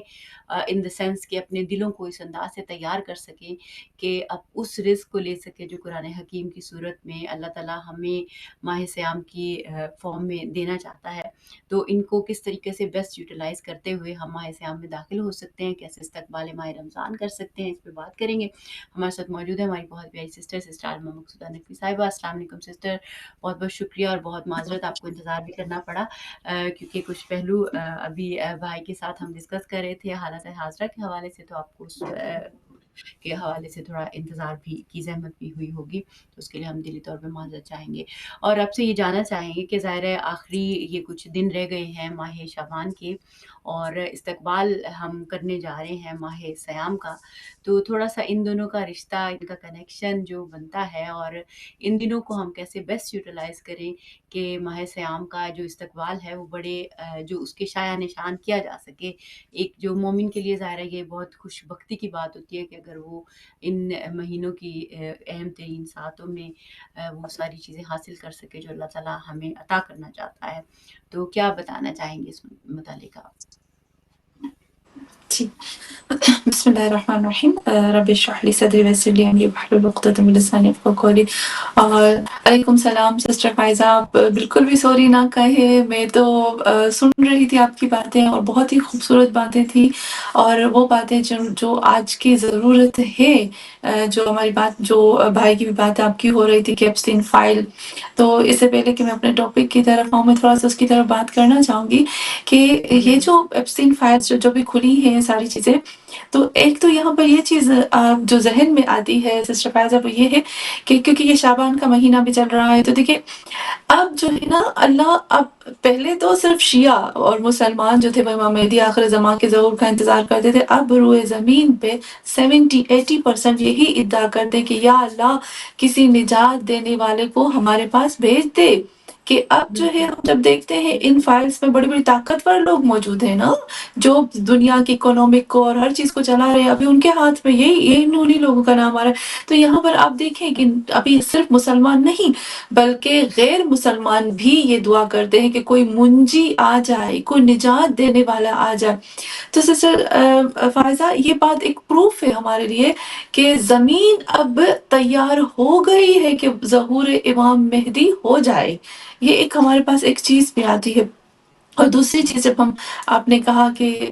جو ماہ شعبان ختم ہونے جا رہا ہے تو اس کی برکتیں ہیں، تو یقیناً سب سے پہلی برکت تو یہاں پر یہ آتی ہے، ماہ شعبان کے 15 شعبان کے بعد ہم انٹر ہوئے، تو وہی امام مہدی آخر زمان کے ظہور کے لیے اور ان کی تیاری کے لیے ہمیں تیاری کرنی چاہیے کہ ہم جب ماہ رمضان میں داخل ہوں تو ہم کس طرح سے داخل ہوں کہ ہمارے وقت کے امام بھی ہم سے راضی ہو جائے، کیونکہ شب قدر کے اندر جو ہے وہ جب ہماری تقدیر لکھی جاتی ہے تو اس سے پہلے کہ ہمارے سامنے وہ آ جائے، امام مہدی آخر زمان کے سامنے ہوتی ہے نا، اور فرشتے بھی امام مہدی آخر زمان پہ نازل ہوتے ہیں شب قدر کی رات۔ تو سسٹر فائزہ، ہم سب کو اپنے آپ کو اس دور میں، یہ جو خطرناک دور ہے، اس دور میں اپنے آپ کو، اپنی اولادوں کو ہمیں امام مہدی آخر زمان کی پناہ میں دینا سب سے اہم چیز ہے۔ میں تھوڑا سا چاہتی ہوں کہ امام مہدی کے کچھ الفاظ ہیں جو آخری، جو امام مہدی نے، جو ان کے آخری جو وکیل تھے اور جو امام کے جو ہم کہہ سکتے ہیں جو بالکل آخری تھے، اور ان کے بعد جو ہے امام پردہ غیب میں چلے گئے تھے، غیبت کبریٰ میں چلے گئے تھے، اور پردہ صغریٰ کا جو امام کا جو آخری وکیل تھا، ان کو جو آخری لیٹر تھا اس کے بارے میں تھوڑا سا بات کروں گی کہ اس امام نے اس لیٹر میں ان کو کیا بتایا تھا کہ آخری زمانے میں کیا ہوگا اور کس طرح سے ہوگا، اور لوگوں کو کس طرح سے اپنی حفاظت کرنی چاہیے، اور بہت ہی پیارے انداز میں ہماری آنکھوں کو کھول دیا امام نے۔ کاش، میں کہتی ہوں کہ کاش ہم امام مہدی آخر زمان خود اپنی باتیں کرنے کی بجائے ہم ائمہ معصومین علیہ السلام کے خطبات اور ان کے خطوط کو پڑھیں جو امام نے خط لکھے ہیں یا جو بھی۔ تو دیکھیں یہاں پر شیخ صدوق نے اس خط کو بیان کیا ہے حسن ابن احمد مکتب سے۔ انہوں نے بتایا ہے کہ امام مہدی آخر زمان نے علی بن محمد سمری، جس کا نام ہے، ان کی وفات سے کچھ دن پہلے، کچھ کہتے ہیں 6 دن پہلے، یا بالکل تھوڑے دن پہلے ہی امام نے یہ خط لکھا، اور اس کے بعد کچھ ایک ہفتے کے بعد وہ گزر گئے تھے۔ تو ان کو یہ خط لکھا سسٹر فائزہ، اور اس خط کے اندر جو امام نے اس کو لکھا ہے، بسم اللہ الرحمن الرحیم، یا علی ابن محمد سمری اعظم اللہ اجر اخوانک فیک فانک میت ما بینک و بین 6 ایام۔ یہاں امام نے اس کو صاف صاف لکھا ہے کہ تمہارے بھائیوں، اور تم تقریباً 6 دن کے اندر اندر گزر گئے، اور ایسا ہی ہوا تھا کہ وہ 6 ایام 6 دن کے اندر گزر گئے تھے۔ اور پھر امام نے اس کو یہ لکھا تھا، میں جلدی جلدی سے اس کو اردو میں بتاتی ہوں۔ امام کہتے ہیں کہ بس اپنے آپ کو تیار کر لو اور یہ جو میری وصیت ہے نا اس کو قائم کرو، اور عنقریب میری غیبت کبریٰ شروع ہو رہی ہے، اور اس کے اندر غیبت کبریٰ جو ہے وہ بہت طویل غیبت ہوگی، اور اس کے ہمیں نہیں پتا کہ یہ غیبت جو ہے وہ کتنی لمبی ہو جائے گی۔ صرف فائزہ اب میں آپ کو پوائنٹس بتاتی جاتی ہوں کہ جو امام مہدی آخر الزمان نے اپنے صحابی کو جو ان کا آخری تھا ان کو لکھا تھا۔ نمبر 1 کہا کہ جب ہماری غیبت کبریٰ لمبی ہوگی تو اس دن لوگوں کے دل سخت ہو جائیں گے، قسوۃ القلوب، اس وقت دل سخت ہو جائیں گے۔ اور دوسرا کیا کہا کہ وَامْتَلَأَ الْأَرْضُ جُورًا، اور زمین ظلم سے بھر جائے گی۔ سسٹر فائزہ ایک ایک پوائنٹ میں آپ کو بتاتی جاتی ہوں، اور ہم اس کو کمپیئر کر سکتے ہیں اپنے اس زمانے کے ساتھ۔ کہا زمین جو ہے وہ بھر جائے گی ظلم اور جور سے۔ وَسَيَأْتِي مِنْ شِيعَتِي مَنْ يَدْعَ الْمُشَاہدہ، کہتے ہیں اچھا یہاں پر یہ جو پوائنٹ ہے نا سسٹر فائزہ بہت اہم پوائنٹ ہے، کہ عنقریب ہمارے شیعوں میں سے کچھ ایسے شیعہ ہوں گے جو دعویٰ کریں گے وہ ہم سے ملاقات کر چکے ہیں۔ میں تو کتنے ایسے لوگوں سے سنتی ہوں جو کہتے ہیں کہ ہمیں خواب میں امام زمانہ آئے تھے، ہمارے گھر میں امام زمانہ آئے۔ ہاں یقیناً امام تو ہمارے پاس آتے ہی آتے ہیں، لیکن امام سے ملاقات کا دعویٰ کرنا یہ بہت بڑی چیز ہے کہ میں کیسے کہہ سکتی ہوں کہ میرے امام جو ہے وہ میرے پاس آئے اور مجھے یہ باتیں بتا کے گئے ہیں۔ تو یہاں امام نے صاف صاف بتا دیا۔ دیکھیں اس دور کے جیسے شیخ مفید ہیں یا جیسے بہت بڑے بڑے آیت اللہ ہیں، ان کے ساتھ تو یقیناً امام کی ملاقات رہی ہے، اور انہوں نے اس چیز کو واضح کھول کے بتایا نہیں تھا، انہوں نے اپنی کتاب میں لکھ دیا تھا کہ جب ہم اس دنیا سے گزر جائیں نا بعد میں لوگوں کو بتانا، اس کو سیکرٹ کر کے رکھا تھا، اس کو چھپا کے رکھا تھا۔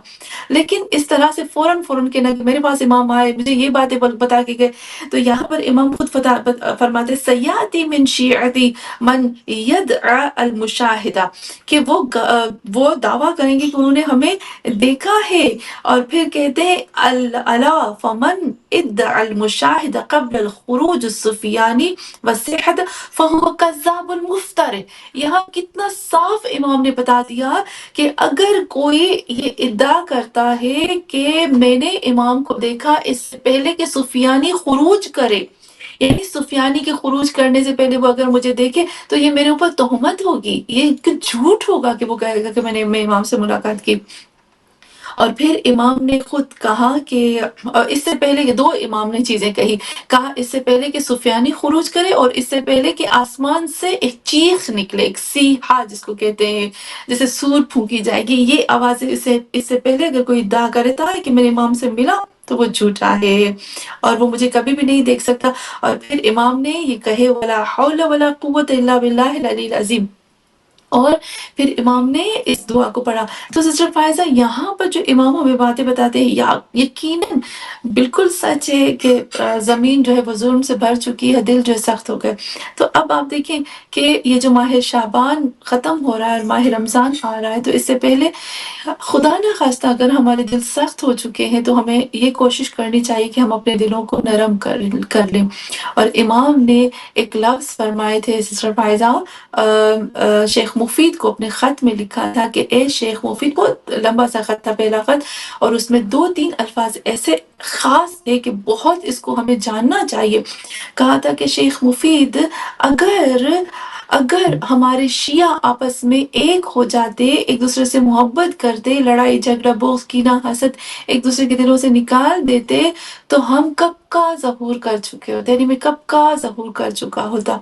تو سسٹر فائزہ ایک پوائنٹ امام ہمیں یہ بھی بتاتے ہیں کہ دیکھو یہ جو مہینہ ہے اور ابھی تمہاری تقدیر لکھی جائے گی، تو تم اب اس سے پہلے کہ ماہ رمضان میں داخل ہو جاؤ تم روزے رکھنا شروع کر دو، عبادت کرنا شروع کر دو، تسبیح کرنا شروع کر دو، بھوکے رہنا شروع کر دو، شب قدر کے اندر داخل ہو جاؤ، اس سے پہلے کہ تم اپنے دلوں کو صاف کر دو۔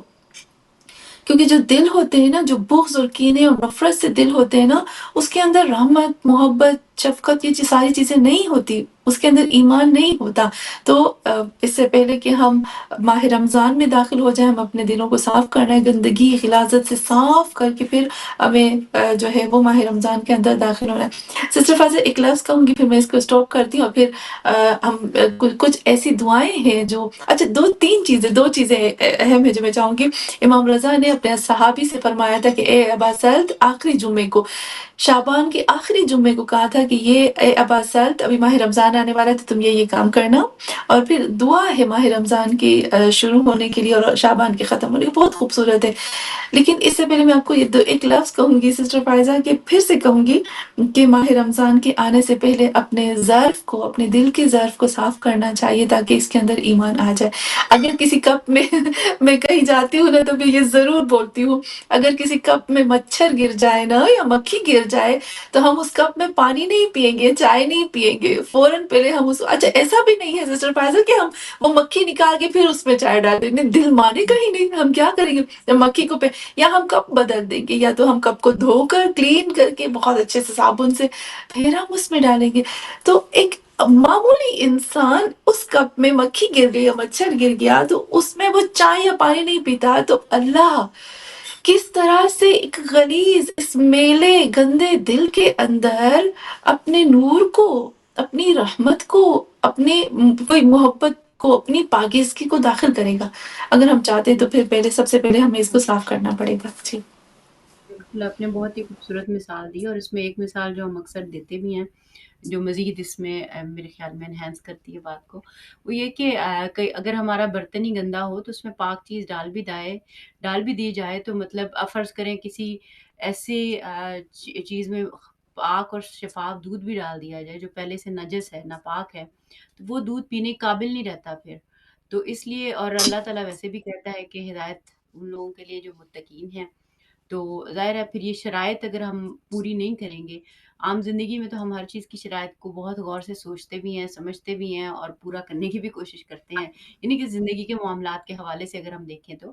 لیکن جب خدا کی باری آتی ہے تو ہم کہتے ہیں بس ہمیں سب کچھ ایسے ہی مل جائے، یعنی اسپیشلی وہ رزق جو اللہ تعالیٰ انسان کے قلوب کو عطا کرنا چاہتا ہے وہ اتنا ہی سستا اور عام ہے کہ وہ بس ایسے ہی مل جائے گا انسان کو،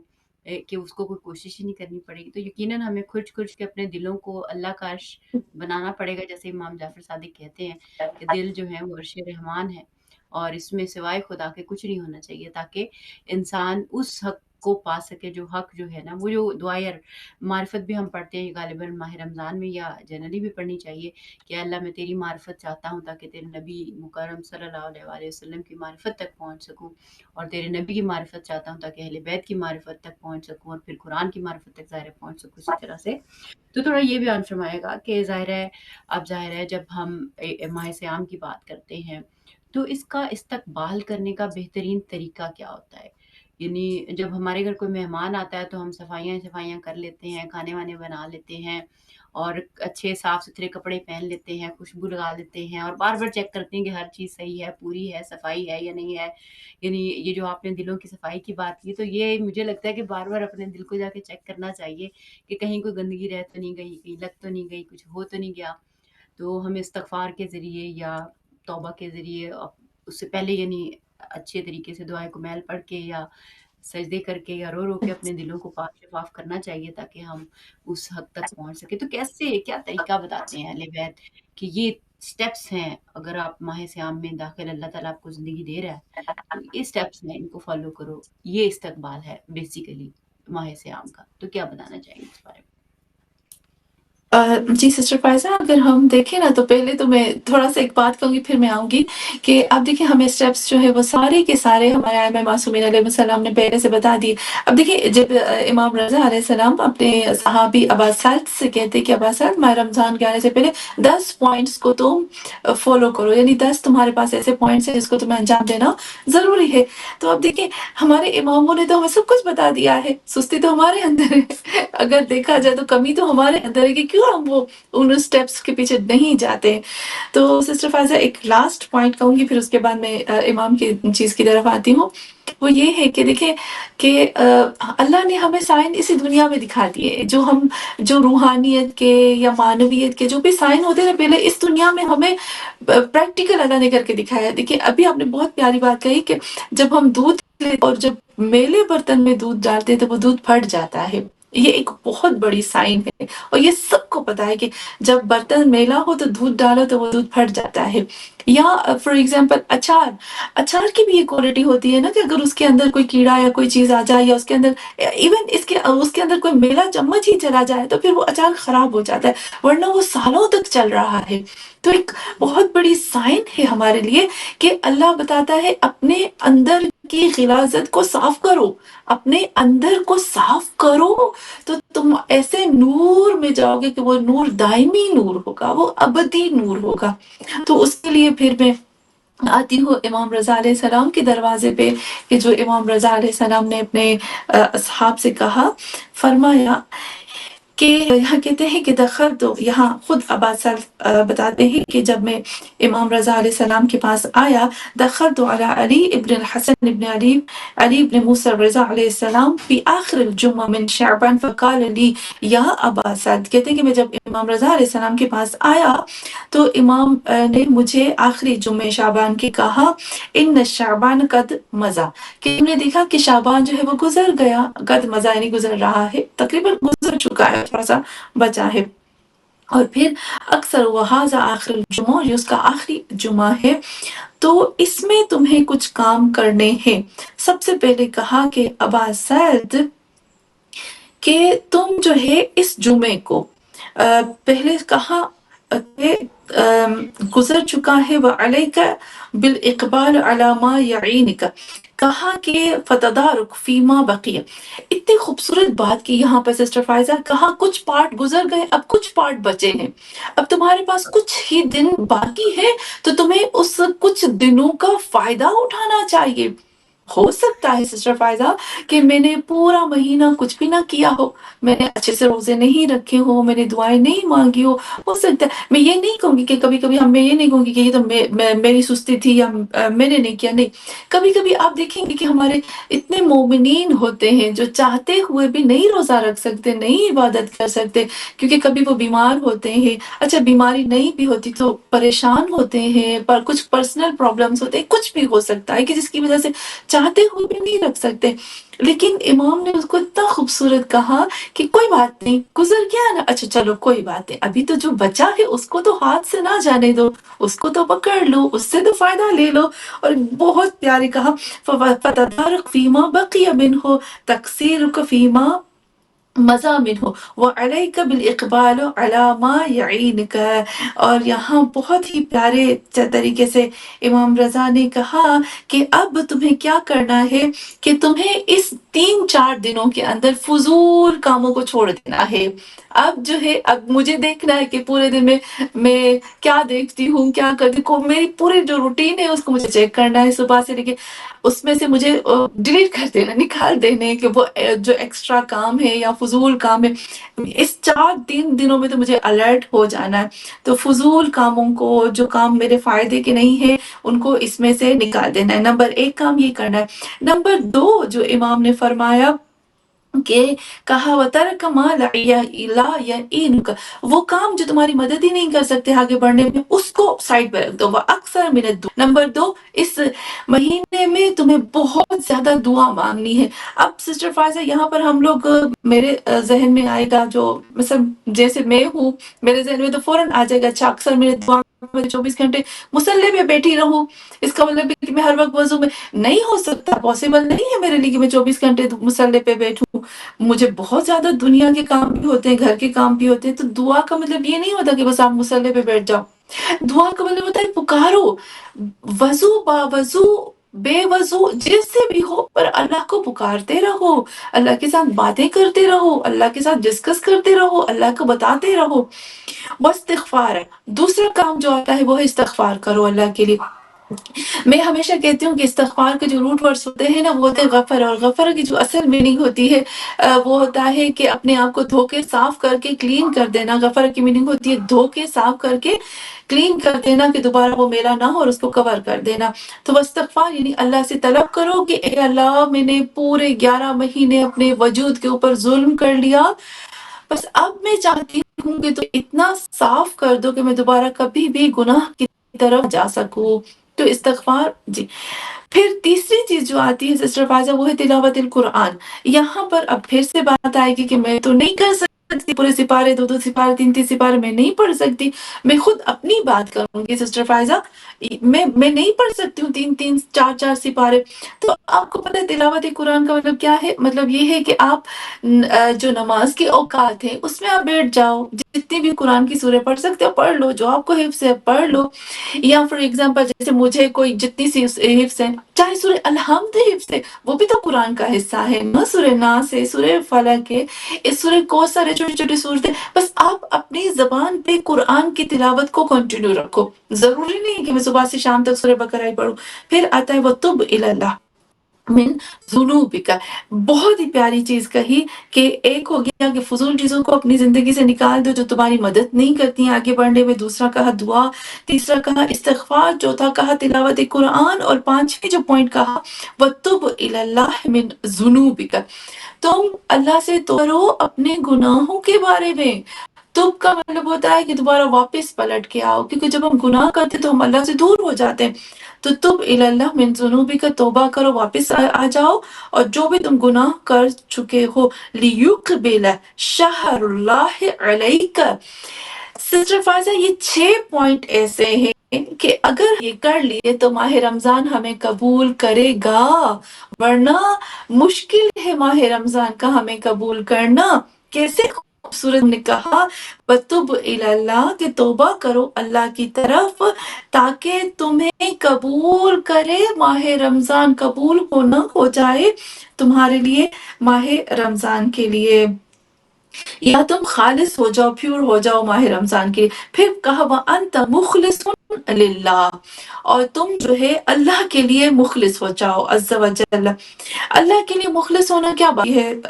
سسٹر فائزہ اکثر ہم کسی کی عزت کرتے ہیں، کسی کو فار ایگزامپل کسی کے لیے میں نے بہت زیادہ کام کیا اور آگے سے مجھے اس نے تھینک یو بھی نہیں بولا، مجھے فون بھی نہیں کیا، مجھے میسج میں بھی نہیں تھینک یو بولا، ایسے مجھے بھلا دیا جیسے کہ میں نے کچھ کیا ہی نہیں، تو میرا دل جلتا ہے. ایک نارمل ہے نا، انسان کی نیچر ہے، انسان کی فطرت ہے کہ وہ انس طلب کرتا ہے. اب مجھے نہیں کہا کسی نے تھینک یو، شکریہ کہ تم نے اتنا کھانا بھیجا، تم نے اتنی خیال کیا. تو یہاں پر میری نیت جو ہے، اگر میری نیت میں اللہ نہیں ہوگا تو مجھے تکلیف ہو، مجھے اس نے شکریہ نہیں کہا. لیکن اگر میری نیت میں اللہ ہوگا تو مجھے پرواہ نہیں ہوگی کہ وہ مجھے شکریہ کہے، تھینک یو کہے، میسج کرے نہ کرے، مجھے فرق نہیں پڑتا. تو اپنے آپ کو مخلص کر دو خدا کی ذات کے لیے. وَلَا تَدَعْنَ أَمَانَةً فِي عُنُقِكَ. اور پھر یہاں امام فرماتے کہ ہر امانت جو تمہاری گردن میں ہے اس کو ادا کرو. سسٹر فائزہ اب میرے پاس تو کسی نے کوئی پیسے یا کوئی چیز یا جیولری کوئی چیز نہیں رکھی ہے، تو میں اس میں کیا سمجھوں کہ امانت کس چیز کو امانت کہتے ہیں. دیکھیں یہاں پر امام ہمیں یہ بتاتے ہیں کہ امانت پیسہ، چیزیں، مٹیریل چیزیں نہیں ہوتی ہے. امانت کسی کی بات، کسی کا سیکرٹ، کسی کی راز، کافی ایسی چیزیں ہوتی ہیں جو ہمارے پاس کوئی رکھ کے جاتے ہیں. اگر میرے پاس کوئی آتا ہے اور اپنی بات بتاتا ہے تو اس نے ایک امانت رکھی ہے پاس، تو یہ میری گردن پر اس کا حق ہو جائے گا کہ میں اس امانت کو صحیح طریقے سے رکھوں جس طرح سے اس نے مجھے بیان کیا ہے. تو جو تمہاری گردن پر امانت ہے اس کو صحیح طرح سے ادا کرو. اور پھر آتے ہیں، ایک ہو گیا کہ فضول چیز دعا، استغفار، تلاوت قرآن، توبہ کرنا اور پھر مخلص ہونا اللہ کے لیے، امانت یہ سات، اور 8ویں چیز جو میرے مولا نے فرمائی ہے وہ یہ ہے سسٹر فائزہ، وَلَا فِي قَلْبِكَ حِقْدًا مُؤْمِنًا إِلَّا نَزَعْتَهُ۔ یہاں پر جو 8ویں چیز کہی ہے سسٹر فائزہ وہ یہ ہے کہ ولا فی قلبک، اور تمہارے دل کے اندر کسی بھی مومن کے لیے کوئی بھی بغض کینہ نہیں ہونا چاہیے۔ تو یہاں پر آپ دیکھیں کہ امام نے کتنا خوبصورت کہا کہ کسی مومن کے دل کے اندر، کسی بھی تمہارے دل کے مومن کے لیے بغض نہیں ہونا چاہیے، سوائے اس کے کہ تم اس کو صاف کر کے کھینچ کے نکال کے پھینک دو۔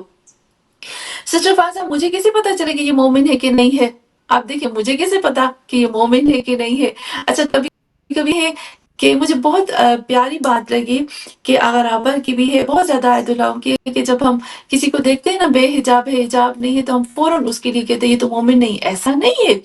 کتنی ایسی ہماری بہنیں ہوتی ہیں جو فی الحال جو ان کو ابھی پتہ نہیں ہوتا حجاب کیا ہے کیسے ہے، ابھی نیو ان کے لیے بہت ہے سب کچھ، تو وہ اتنی مومنہ ہوتی ہیں سسٹر فائزہ، میں نے ان کے اندر بہت ایمان کو دیکھا ہے، بہت زیادہ، اور وہ جو ایمان ہوتا ہے نا آہستہ آہستہ اتنا آگے بڑھتا ہے کہ ایک وقت آتا ہے کہ اللہ ان کو ایسی توفیق دیتا ہے کہ وہ سب سے بہترین حجاب پہ آ جاتی ہیں۔ تو پھر ہمیں کسی کو جج کرنے کی، وہی کہتے ہیں نا، مجھے کسی کو جج کرنے کے لیے مجھے کوئی حق نہیں ہے۔ اور دوسرا کہ اگر کوئی مسلمان ہے سامنے سے ہے تو ہر مسلمان میرے لیے مومن ہے، کیونکہ مجھے نہیں پتا کہ اندر کس کے کتنا ایمان، مجھے نہیں پتا سسٹر فائزہ کہ اللہ کس سے کتنی محبت ہے، میں نہیں کہہ سکتی ہوں۔ تو یہاں پر ہر مسلمان کے لیے اپنے دل سے بغض کو، کینے کو نکالنا چاہیے۔ بظاہر اگر میں نے کسی کو دیکھا ہے تو مجھے فوراً اس کے لیے سوء ظن چاہیے اور اس کے لیے مجھے پوزیٹیو سوچنا چاہیے۔ وَلَا ذَنْبًا أَنْتَ مُرْتَكَبًا، یہاں پر بھی کہتے ہیں کہ کسی بھی ایسے گناہ میں مبتلا مت ہونا، ہر گناہ کو ترک کر دو، کیونکہ پھر کہتے ہیں اقلعت عنہ، اور پھر کیونکہ اگر تم اس کو انجام دو گے تو تم اللہ سے دور ہو جاؤ گے، پھر تم ماہ رمضان میں بالکل بھی صحیح طریقے سے وہی ایمان کے ساتھ داخل نہیں ہو جاؤ گے۔ تو ہر گناہ جس مرتکب ہوتے ہو تمہیں پتہ ہے، کیونکہ ہر انسان اپنے آپ کو اچھے سے جانتا ہے، اس کو وہیں پہ روک لو۔ اور پھر 10ویں چیز جو امام نے کہا سسٹر فائزہ، بہت ہی پیاری چیز کہا، اتق اللہ، اللہ سے ڈرو۔ میں ہمیشہ ہم اکثر یہ بات کرتے ہیں کہ اتق اللہ کا مطلب یہ نہیں ہوتا کہ ڈرو، یعنی اس کی جو روٹ میننگ ہوتی ہے بچاؤ، الرٹ ہو جاؤ، اپنے خدا کو راضی کرنے کے لیے ہر وہ چیز جو تمہیں اللہ سے دور کرتی ہے اس کے لیے الرٹ ہو جاؤ۔ 11ویں چیز کہا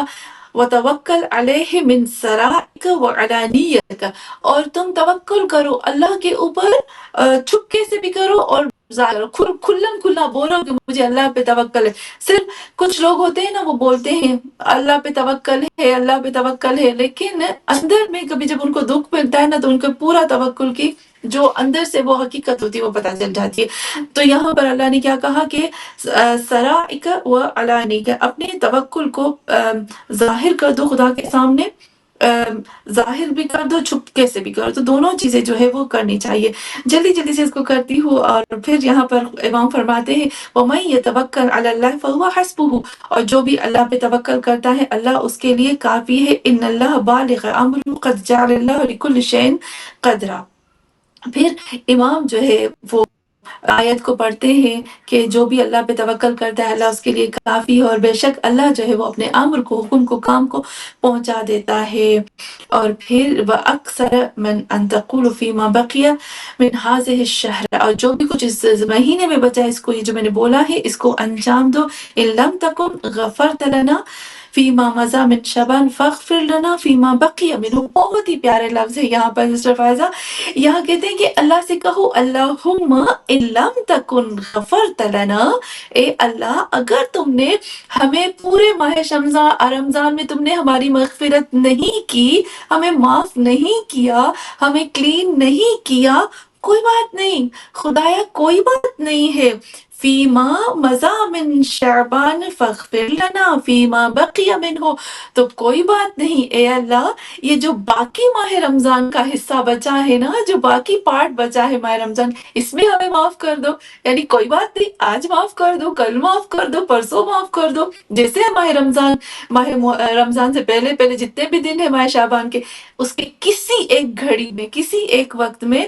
ہمیں معاف کر دو. فَإِنَّ اللَّهَ تَبَارَكَ وَتَعَالَى يُعْتِقُ فِي هَذِهِ الشَّهْرِ رِقَابًا مِنَ النَّارِ. تو یہاں کہتے ہیں کہ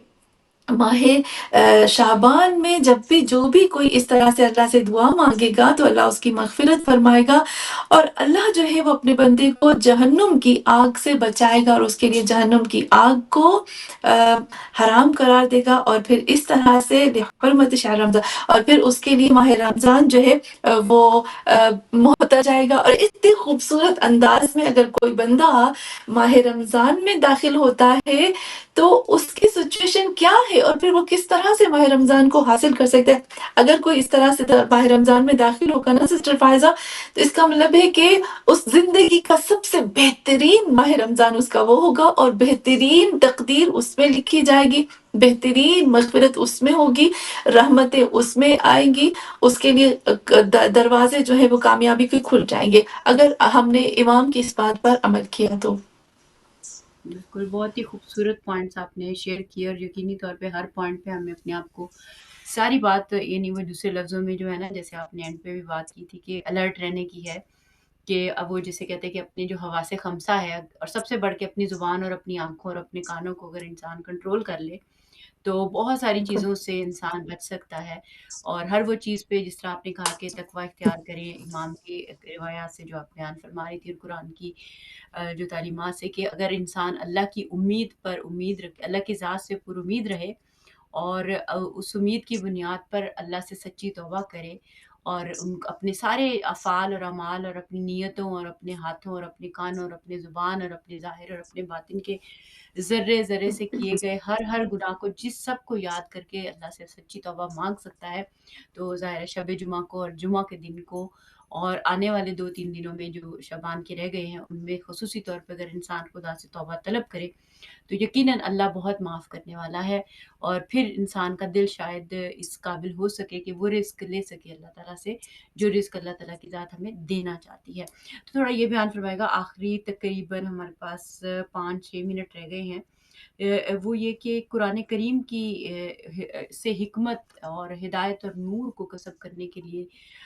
ہمیں کیا سٹیپس لینے چاہیے. کیونکہ ٹھیک ہے قرآن پڑھنا اور چیز ہے، سمجھ لینا بھی ٹھیک ہے ایک حد تک، بہت سارے لوگ قرآن سمجھتے ہیں اور پڑھتے بھی ہیں مگر وہ نور نہیں لے سکے، اور اس کی بہت سی مثالیں آپ بہتر مجھ سے جانتی ہیں ہوں گی اور ہیں. تو وہ کیا طریقہ ہو کہ صرف ہم پڑھیں نہیں، صرف ہم سمجھیں نہیں، بلکہ وہ ہمارے وجود سے پھوٹے اور ہمارا وجود اس کا حصہ بن جائے، یعنی ہمارے گوشت پوست کا، ہماری روح کا، ہمارے دل کا اور ہماری سانسوں کا حصہ بن جائے. ایسا نور ہم کیسے کسب کر سکتے ہیں؟ کچھ بیان فرمائیے اس پر. سسٹر فائزہ اس کے لیے 2-3 پوائنٹس بتاؤں گی. سب سے پہلے جو آپ نے بات کی اچھا، تو دھیان میں رکھیے گا جب 5 ہم منٹ ہے ہمارے پاس، 5 منٹ تک ہم آپ کے دیں. بالکل جی 5 منٹ بھی ختم کر دیتی ہوں اس کو، لیکن ہے لمبا سوال، لیکن ختم 5 منٹ میں کروں گی. تو سسٹر فائزہ یہاں پر آپ دیکھیں کہ جب ہم جب کہتے ہیں، ایک ہوتا ہے ہمارے پاس علم ہوتا ہے، ایک ہوتا ہے ہمارے پاس معرفت. آپ دیکھیں کہ اللہ کو قرآن کی یعنی اللہ کے ناموں میں سے جب ہم کہتے ہیں اللہ کو علیم کہتے ہیں، اللہ کو عریف نہیں کہتے ہیں. معرفت اور علم میں فرق ہوتا ہے. اللہ نے ہمارے وجود کے اندر علم رکھ دیا ہے. علم جو ہے نا، وہ جو اندر کے احساسات ہیں نا وہ ان کو نہیں لا پاتا. جیسے ابھی آپ نے کہا کہ وہ روح کے اندر جو کشش، جو عشق ہوتا ہے، یہ محبت، وہ معرفت سے آتی ہے. آپ دیکھیں من عرف نفسہ فقد عرف ربہ، نہیں کہا من علم نفسہ فقد علم ربہ، کہا من عرف نفسہ. تو یہ جو ابھی علم تو اللہ نے ہمارے وجود کے اندر رکھ دیا ہے سسٹر پائسا، اور ابھی جو لوگ ہیں نا وہ علم کے پیچھے بھاگتے ہیں. علم تو ہمارے اندر آلریڈی موجود ہے. الرحمن علم القرآن، وہ رحمان جس نے علم علم دیا کا وخلق الانسان خلقت انسان بعد میں پہلے علم سکھایا وعلمہ البیان اور اس کو نکالنا بعد میں سکھایا. لیکن آپ دیکھیں معرفت کے پیچھے ہمیں جانا پڑتا ہے. تو جب ایک انسان کے اندر معرفت الہی آتی ہے نا، علم تو ہے، اب میں اس علم کے ذریعے سے میں ان کی گہرائی میں جانا چاہتی ہوں کہ میں اپنے آپ کو اس یہ جو قرآن ہے، اہل بیت ہے، ان کے ذریعے سے میں اپنے آپ کو کیسے چینج کر سکتی ہوں روحانیت کے حساب سے. تو پھر سسٹر فائزہ وہ میرے لیے علم کے اسٹیپ، اس علم سے میں جب معرفت کا سفر طے کروں گی اور پھر معرفت سے میں اندر گہرائی میں جا کر ان پوائنٹس کو اپنی روح کے اندر ڈالوں گی، تو پھر وہ دو چیزیں مل کر میرے روح کے اندر وہ عشق، وہ مودت، وہ پھر اللہ کی اطاعت، وہ دل کا نرم ہونا بعد میں دے دیں گے. لیکن ان سب چیزوں کے پیچھے ایک اور چیز ہے جو میں جلدی سے ایک ہی منٹ میں آپ کو بتا دوں گی. وہ ہے یہ کہ دیکھیں جب حضرت موسیٰ علیہ السلام واپس آ رہے تھے بنی اسرائیل کی طرف اپنی بیوی بچوں کے ساتھ، جب اس کے 10 سال ہو گئے حضرت شعیب کے پاس، تو حضرت موسیٰ نے سوچا کہ چلو میں کیونکہ سردی تھی تو انہوں نے سوچا کہ چلو میں تھوڑا سا بچوں کے لیے آگ جلا دوں تو وہ گرم ہو جائے. تو جب وہ گئے تو ان کو ایک چنگاری نظر آئی، تو ان کو لگا یہ چنگاری جو ہے وہ آگ ہے. اور جیسے اس چنگاری کی طرف دیکھے، ایک چنگاری کے پیچھے گئے، وہاں سے نور نبوت لے کر آ گئے. تو اس کا کیا، ایک انسان کے اندر اس چنگاری کا ہونا بہت ضروری ہے. اگر یہ چنگاری ہوگی نا سسٹر فائزہ، تو ہی ہم نور ہدایت، تو ہی ہم یہ ساری اللہ کی جو ہدایت نور ہے، برکت عشق ہے، یہ سب حاصل کر سکیں گے. یہ چنگاری جب اس کسی انسان کے وجود میں نہیں ہے نا، تو ممکن ہی نہیں. وہ رسول کے ساتھ رہ کر بھی نہیں لے پائے تھے نا کچھ ایسے، جیسے ہمیں پتا ہے ابو سفیان تھے، ابو جہل تھے، انہوں نے تو رسول خدا کو دیکھا تھا پھر بھی وہ نہیں لے پائے تھے. تو یہاں پر اس چنگاری کا ہونا بہت ضروری. اور یہ چنگاری کون جلاتے ہیں؟ ماں باپ اپنے بچوں کو بچپن سے جلاتے ہیں. تو یہ پوائنٹس ہے اگر ہم اس پر عمل کریں. بالکل، بہت بہت شکریہ سسٹر مقصودہ. یقیناً یہ چنگاریاں عشق کی ہیں، محبت کی ہیں اور ظرفیت کو بڑھانے کی ہیں، اس درد اور دل سوزی سے قرآن کریم سے جڑ جانے کی ہیں، جو قرآن کریم ہمیں حکمت، ہدایت، نور اور عروج اور کمال کے سفر پہ لے جانا چاہتا ہے، تاکہ ہم کمال بھی پا سکیں، پرفیکشن کا سفر بھی کر سکیں، قربت خدا کا سفر بھی کر سکیں، اور قربت رسول خدا اور قربت اہل بیت کا سفر بھی کر سکیں، قربت قرآن کا سفر بھی کر سکیں، اور اس سارے سفر کے ساتھ ساتھ وہ ترقی اور وہ جمال بھی اظہار کر سکیں جو اس دنیا کے حوالے سے ہمیں درکار ہے. تو ہم شاید یہ سوچتے ہیں کہ رب جس کمال کی طرف ہمیں لے کر جانا چاہتا ہے اس کا مطلب یہ ہو جاتا ہے کہ ہم شاید دنیا سے کٹ جائیں گے. تو ایسا نہیں ہے، بس یہ کہ اللہ تعالیٰ ہمیں شفاف اور پاک دیکھنا چاہتا ہے، جیسے ہم اپنے گھر پاک اور شفاف دیکھنا چاہتے ہیں، بالکل ایسے اللہ ہمیں ہمارے دلوں کا جو گھر ہے، وہ کہتے ہیں نا کہ لڑائی معاف کرو، دل اپنا جو اللہ کا گھر صاف کرو. تو وہ جو اپنے ہمارے دلوں میں نفرتیں، کشیدگیاں، دوریاں، رنجشیں، سب کو معاف کر دیں، سب سے محبت کریں، سب سے دعا کریں. یہی سب سے اہم میسج آتا ہے اور یہی بنیاد بنے گا کہ ہم رب سے ہمارے برتن جو ہے نا، ظرف جو ہے سیدھے پڑے ہوں گے کہ کچھ چنگاریاں ہمارے وجود کا حصہ بن سکیں. بہت بہت شکریہ سسٹر مقصودہ، میں تہ دل سے ممنون اور مشکور ہوں. انشاءاللہ ماہ سیام میں آپ سے اور بھی ہم کچھ سیکھنے کو ہمیں بہت کچھ ملے گا انشاءاللہ تعالی. اور دیکھنے سننے والے سے یہی کہیں گے کہ جیسے سسٹر نے بہت سے خوبصورت پوائنٹس بتائے ہیں، اگر سب پہ نہ بھی عمل کر سکے تو آج ہر گھنٹے میں ایک پوائنٹ پہ عمل کرتے رہیں اور دیکھیں کہ کیا اثر آتا ہے. اور 3 دن کوشش کریں تو انشاءاللہ کچھ نہ کچھ 4 دن جو آخری رہ گئے ہیں شعبان کے، اس میں کچھ نہ کچھ کہیں نہ کہیں پہنچ ہی جائیں گے. اپنا بہت خیال رکھیے گا، ہم سب کو اپنی دعاؤں میں یاد رکھیے گا اور مظلومین کو بھی یاد رکھیے گا. اب اجازت چاہوں گی. اللہ حافظ.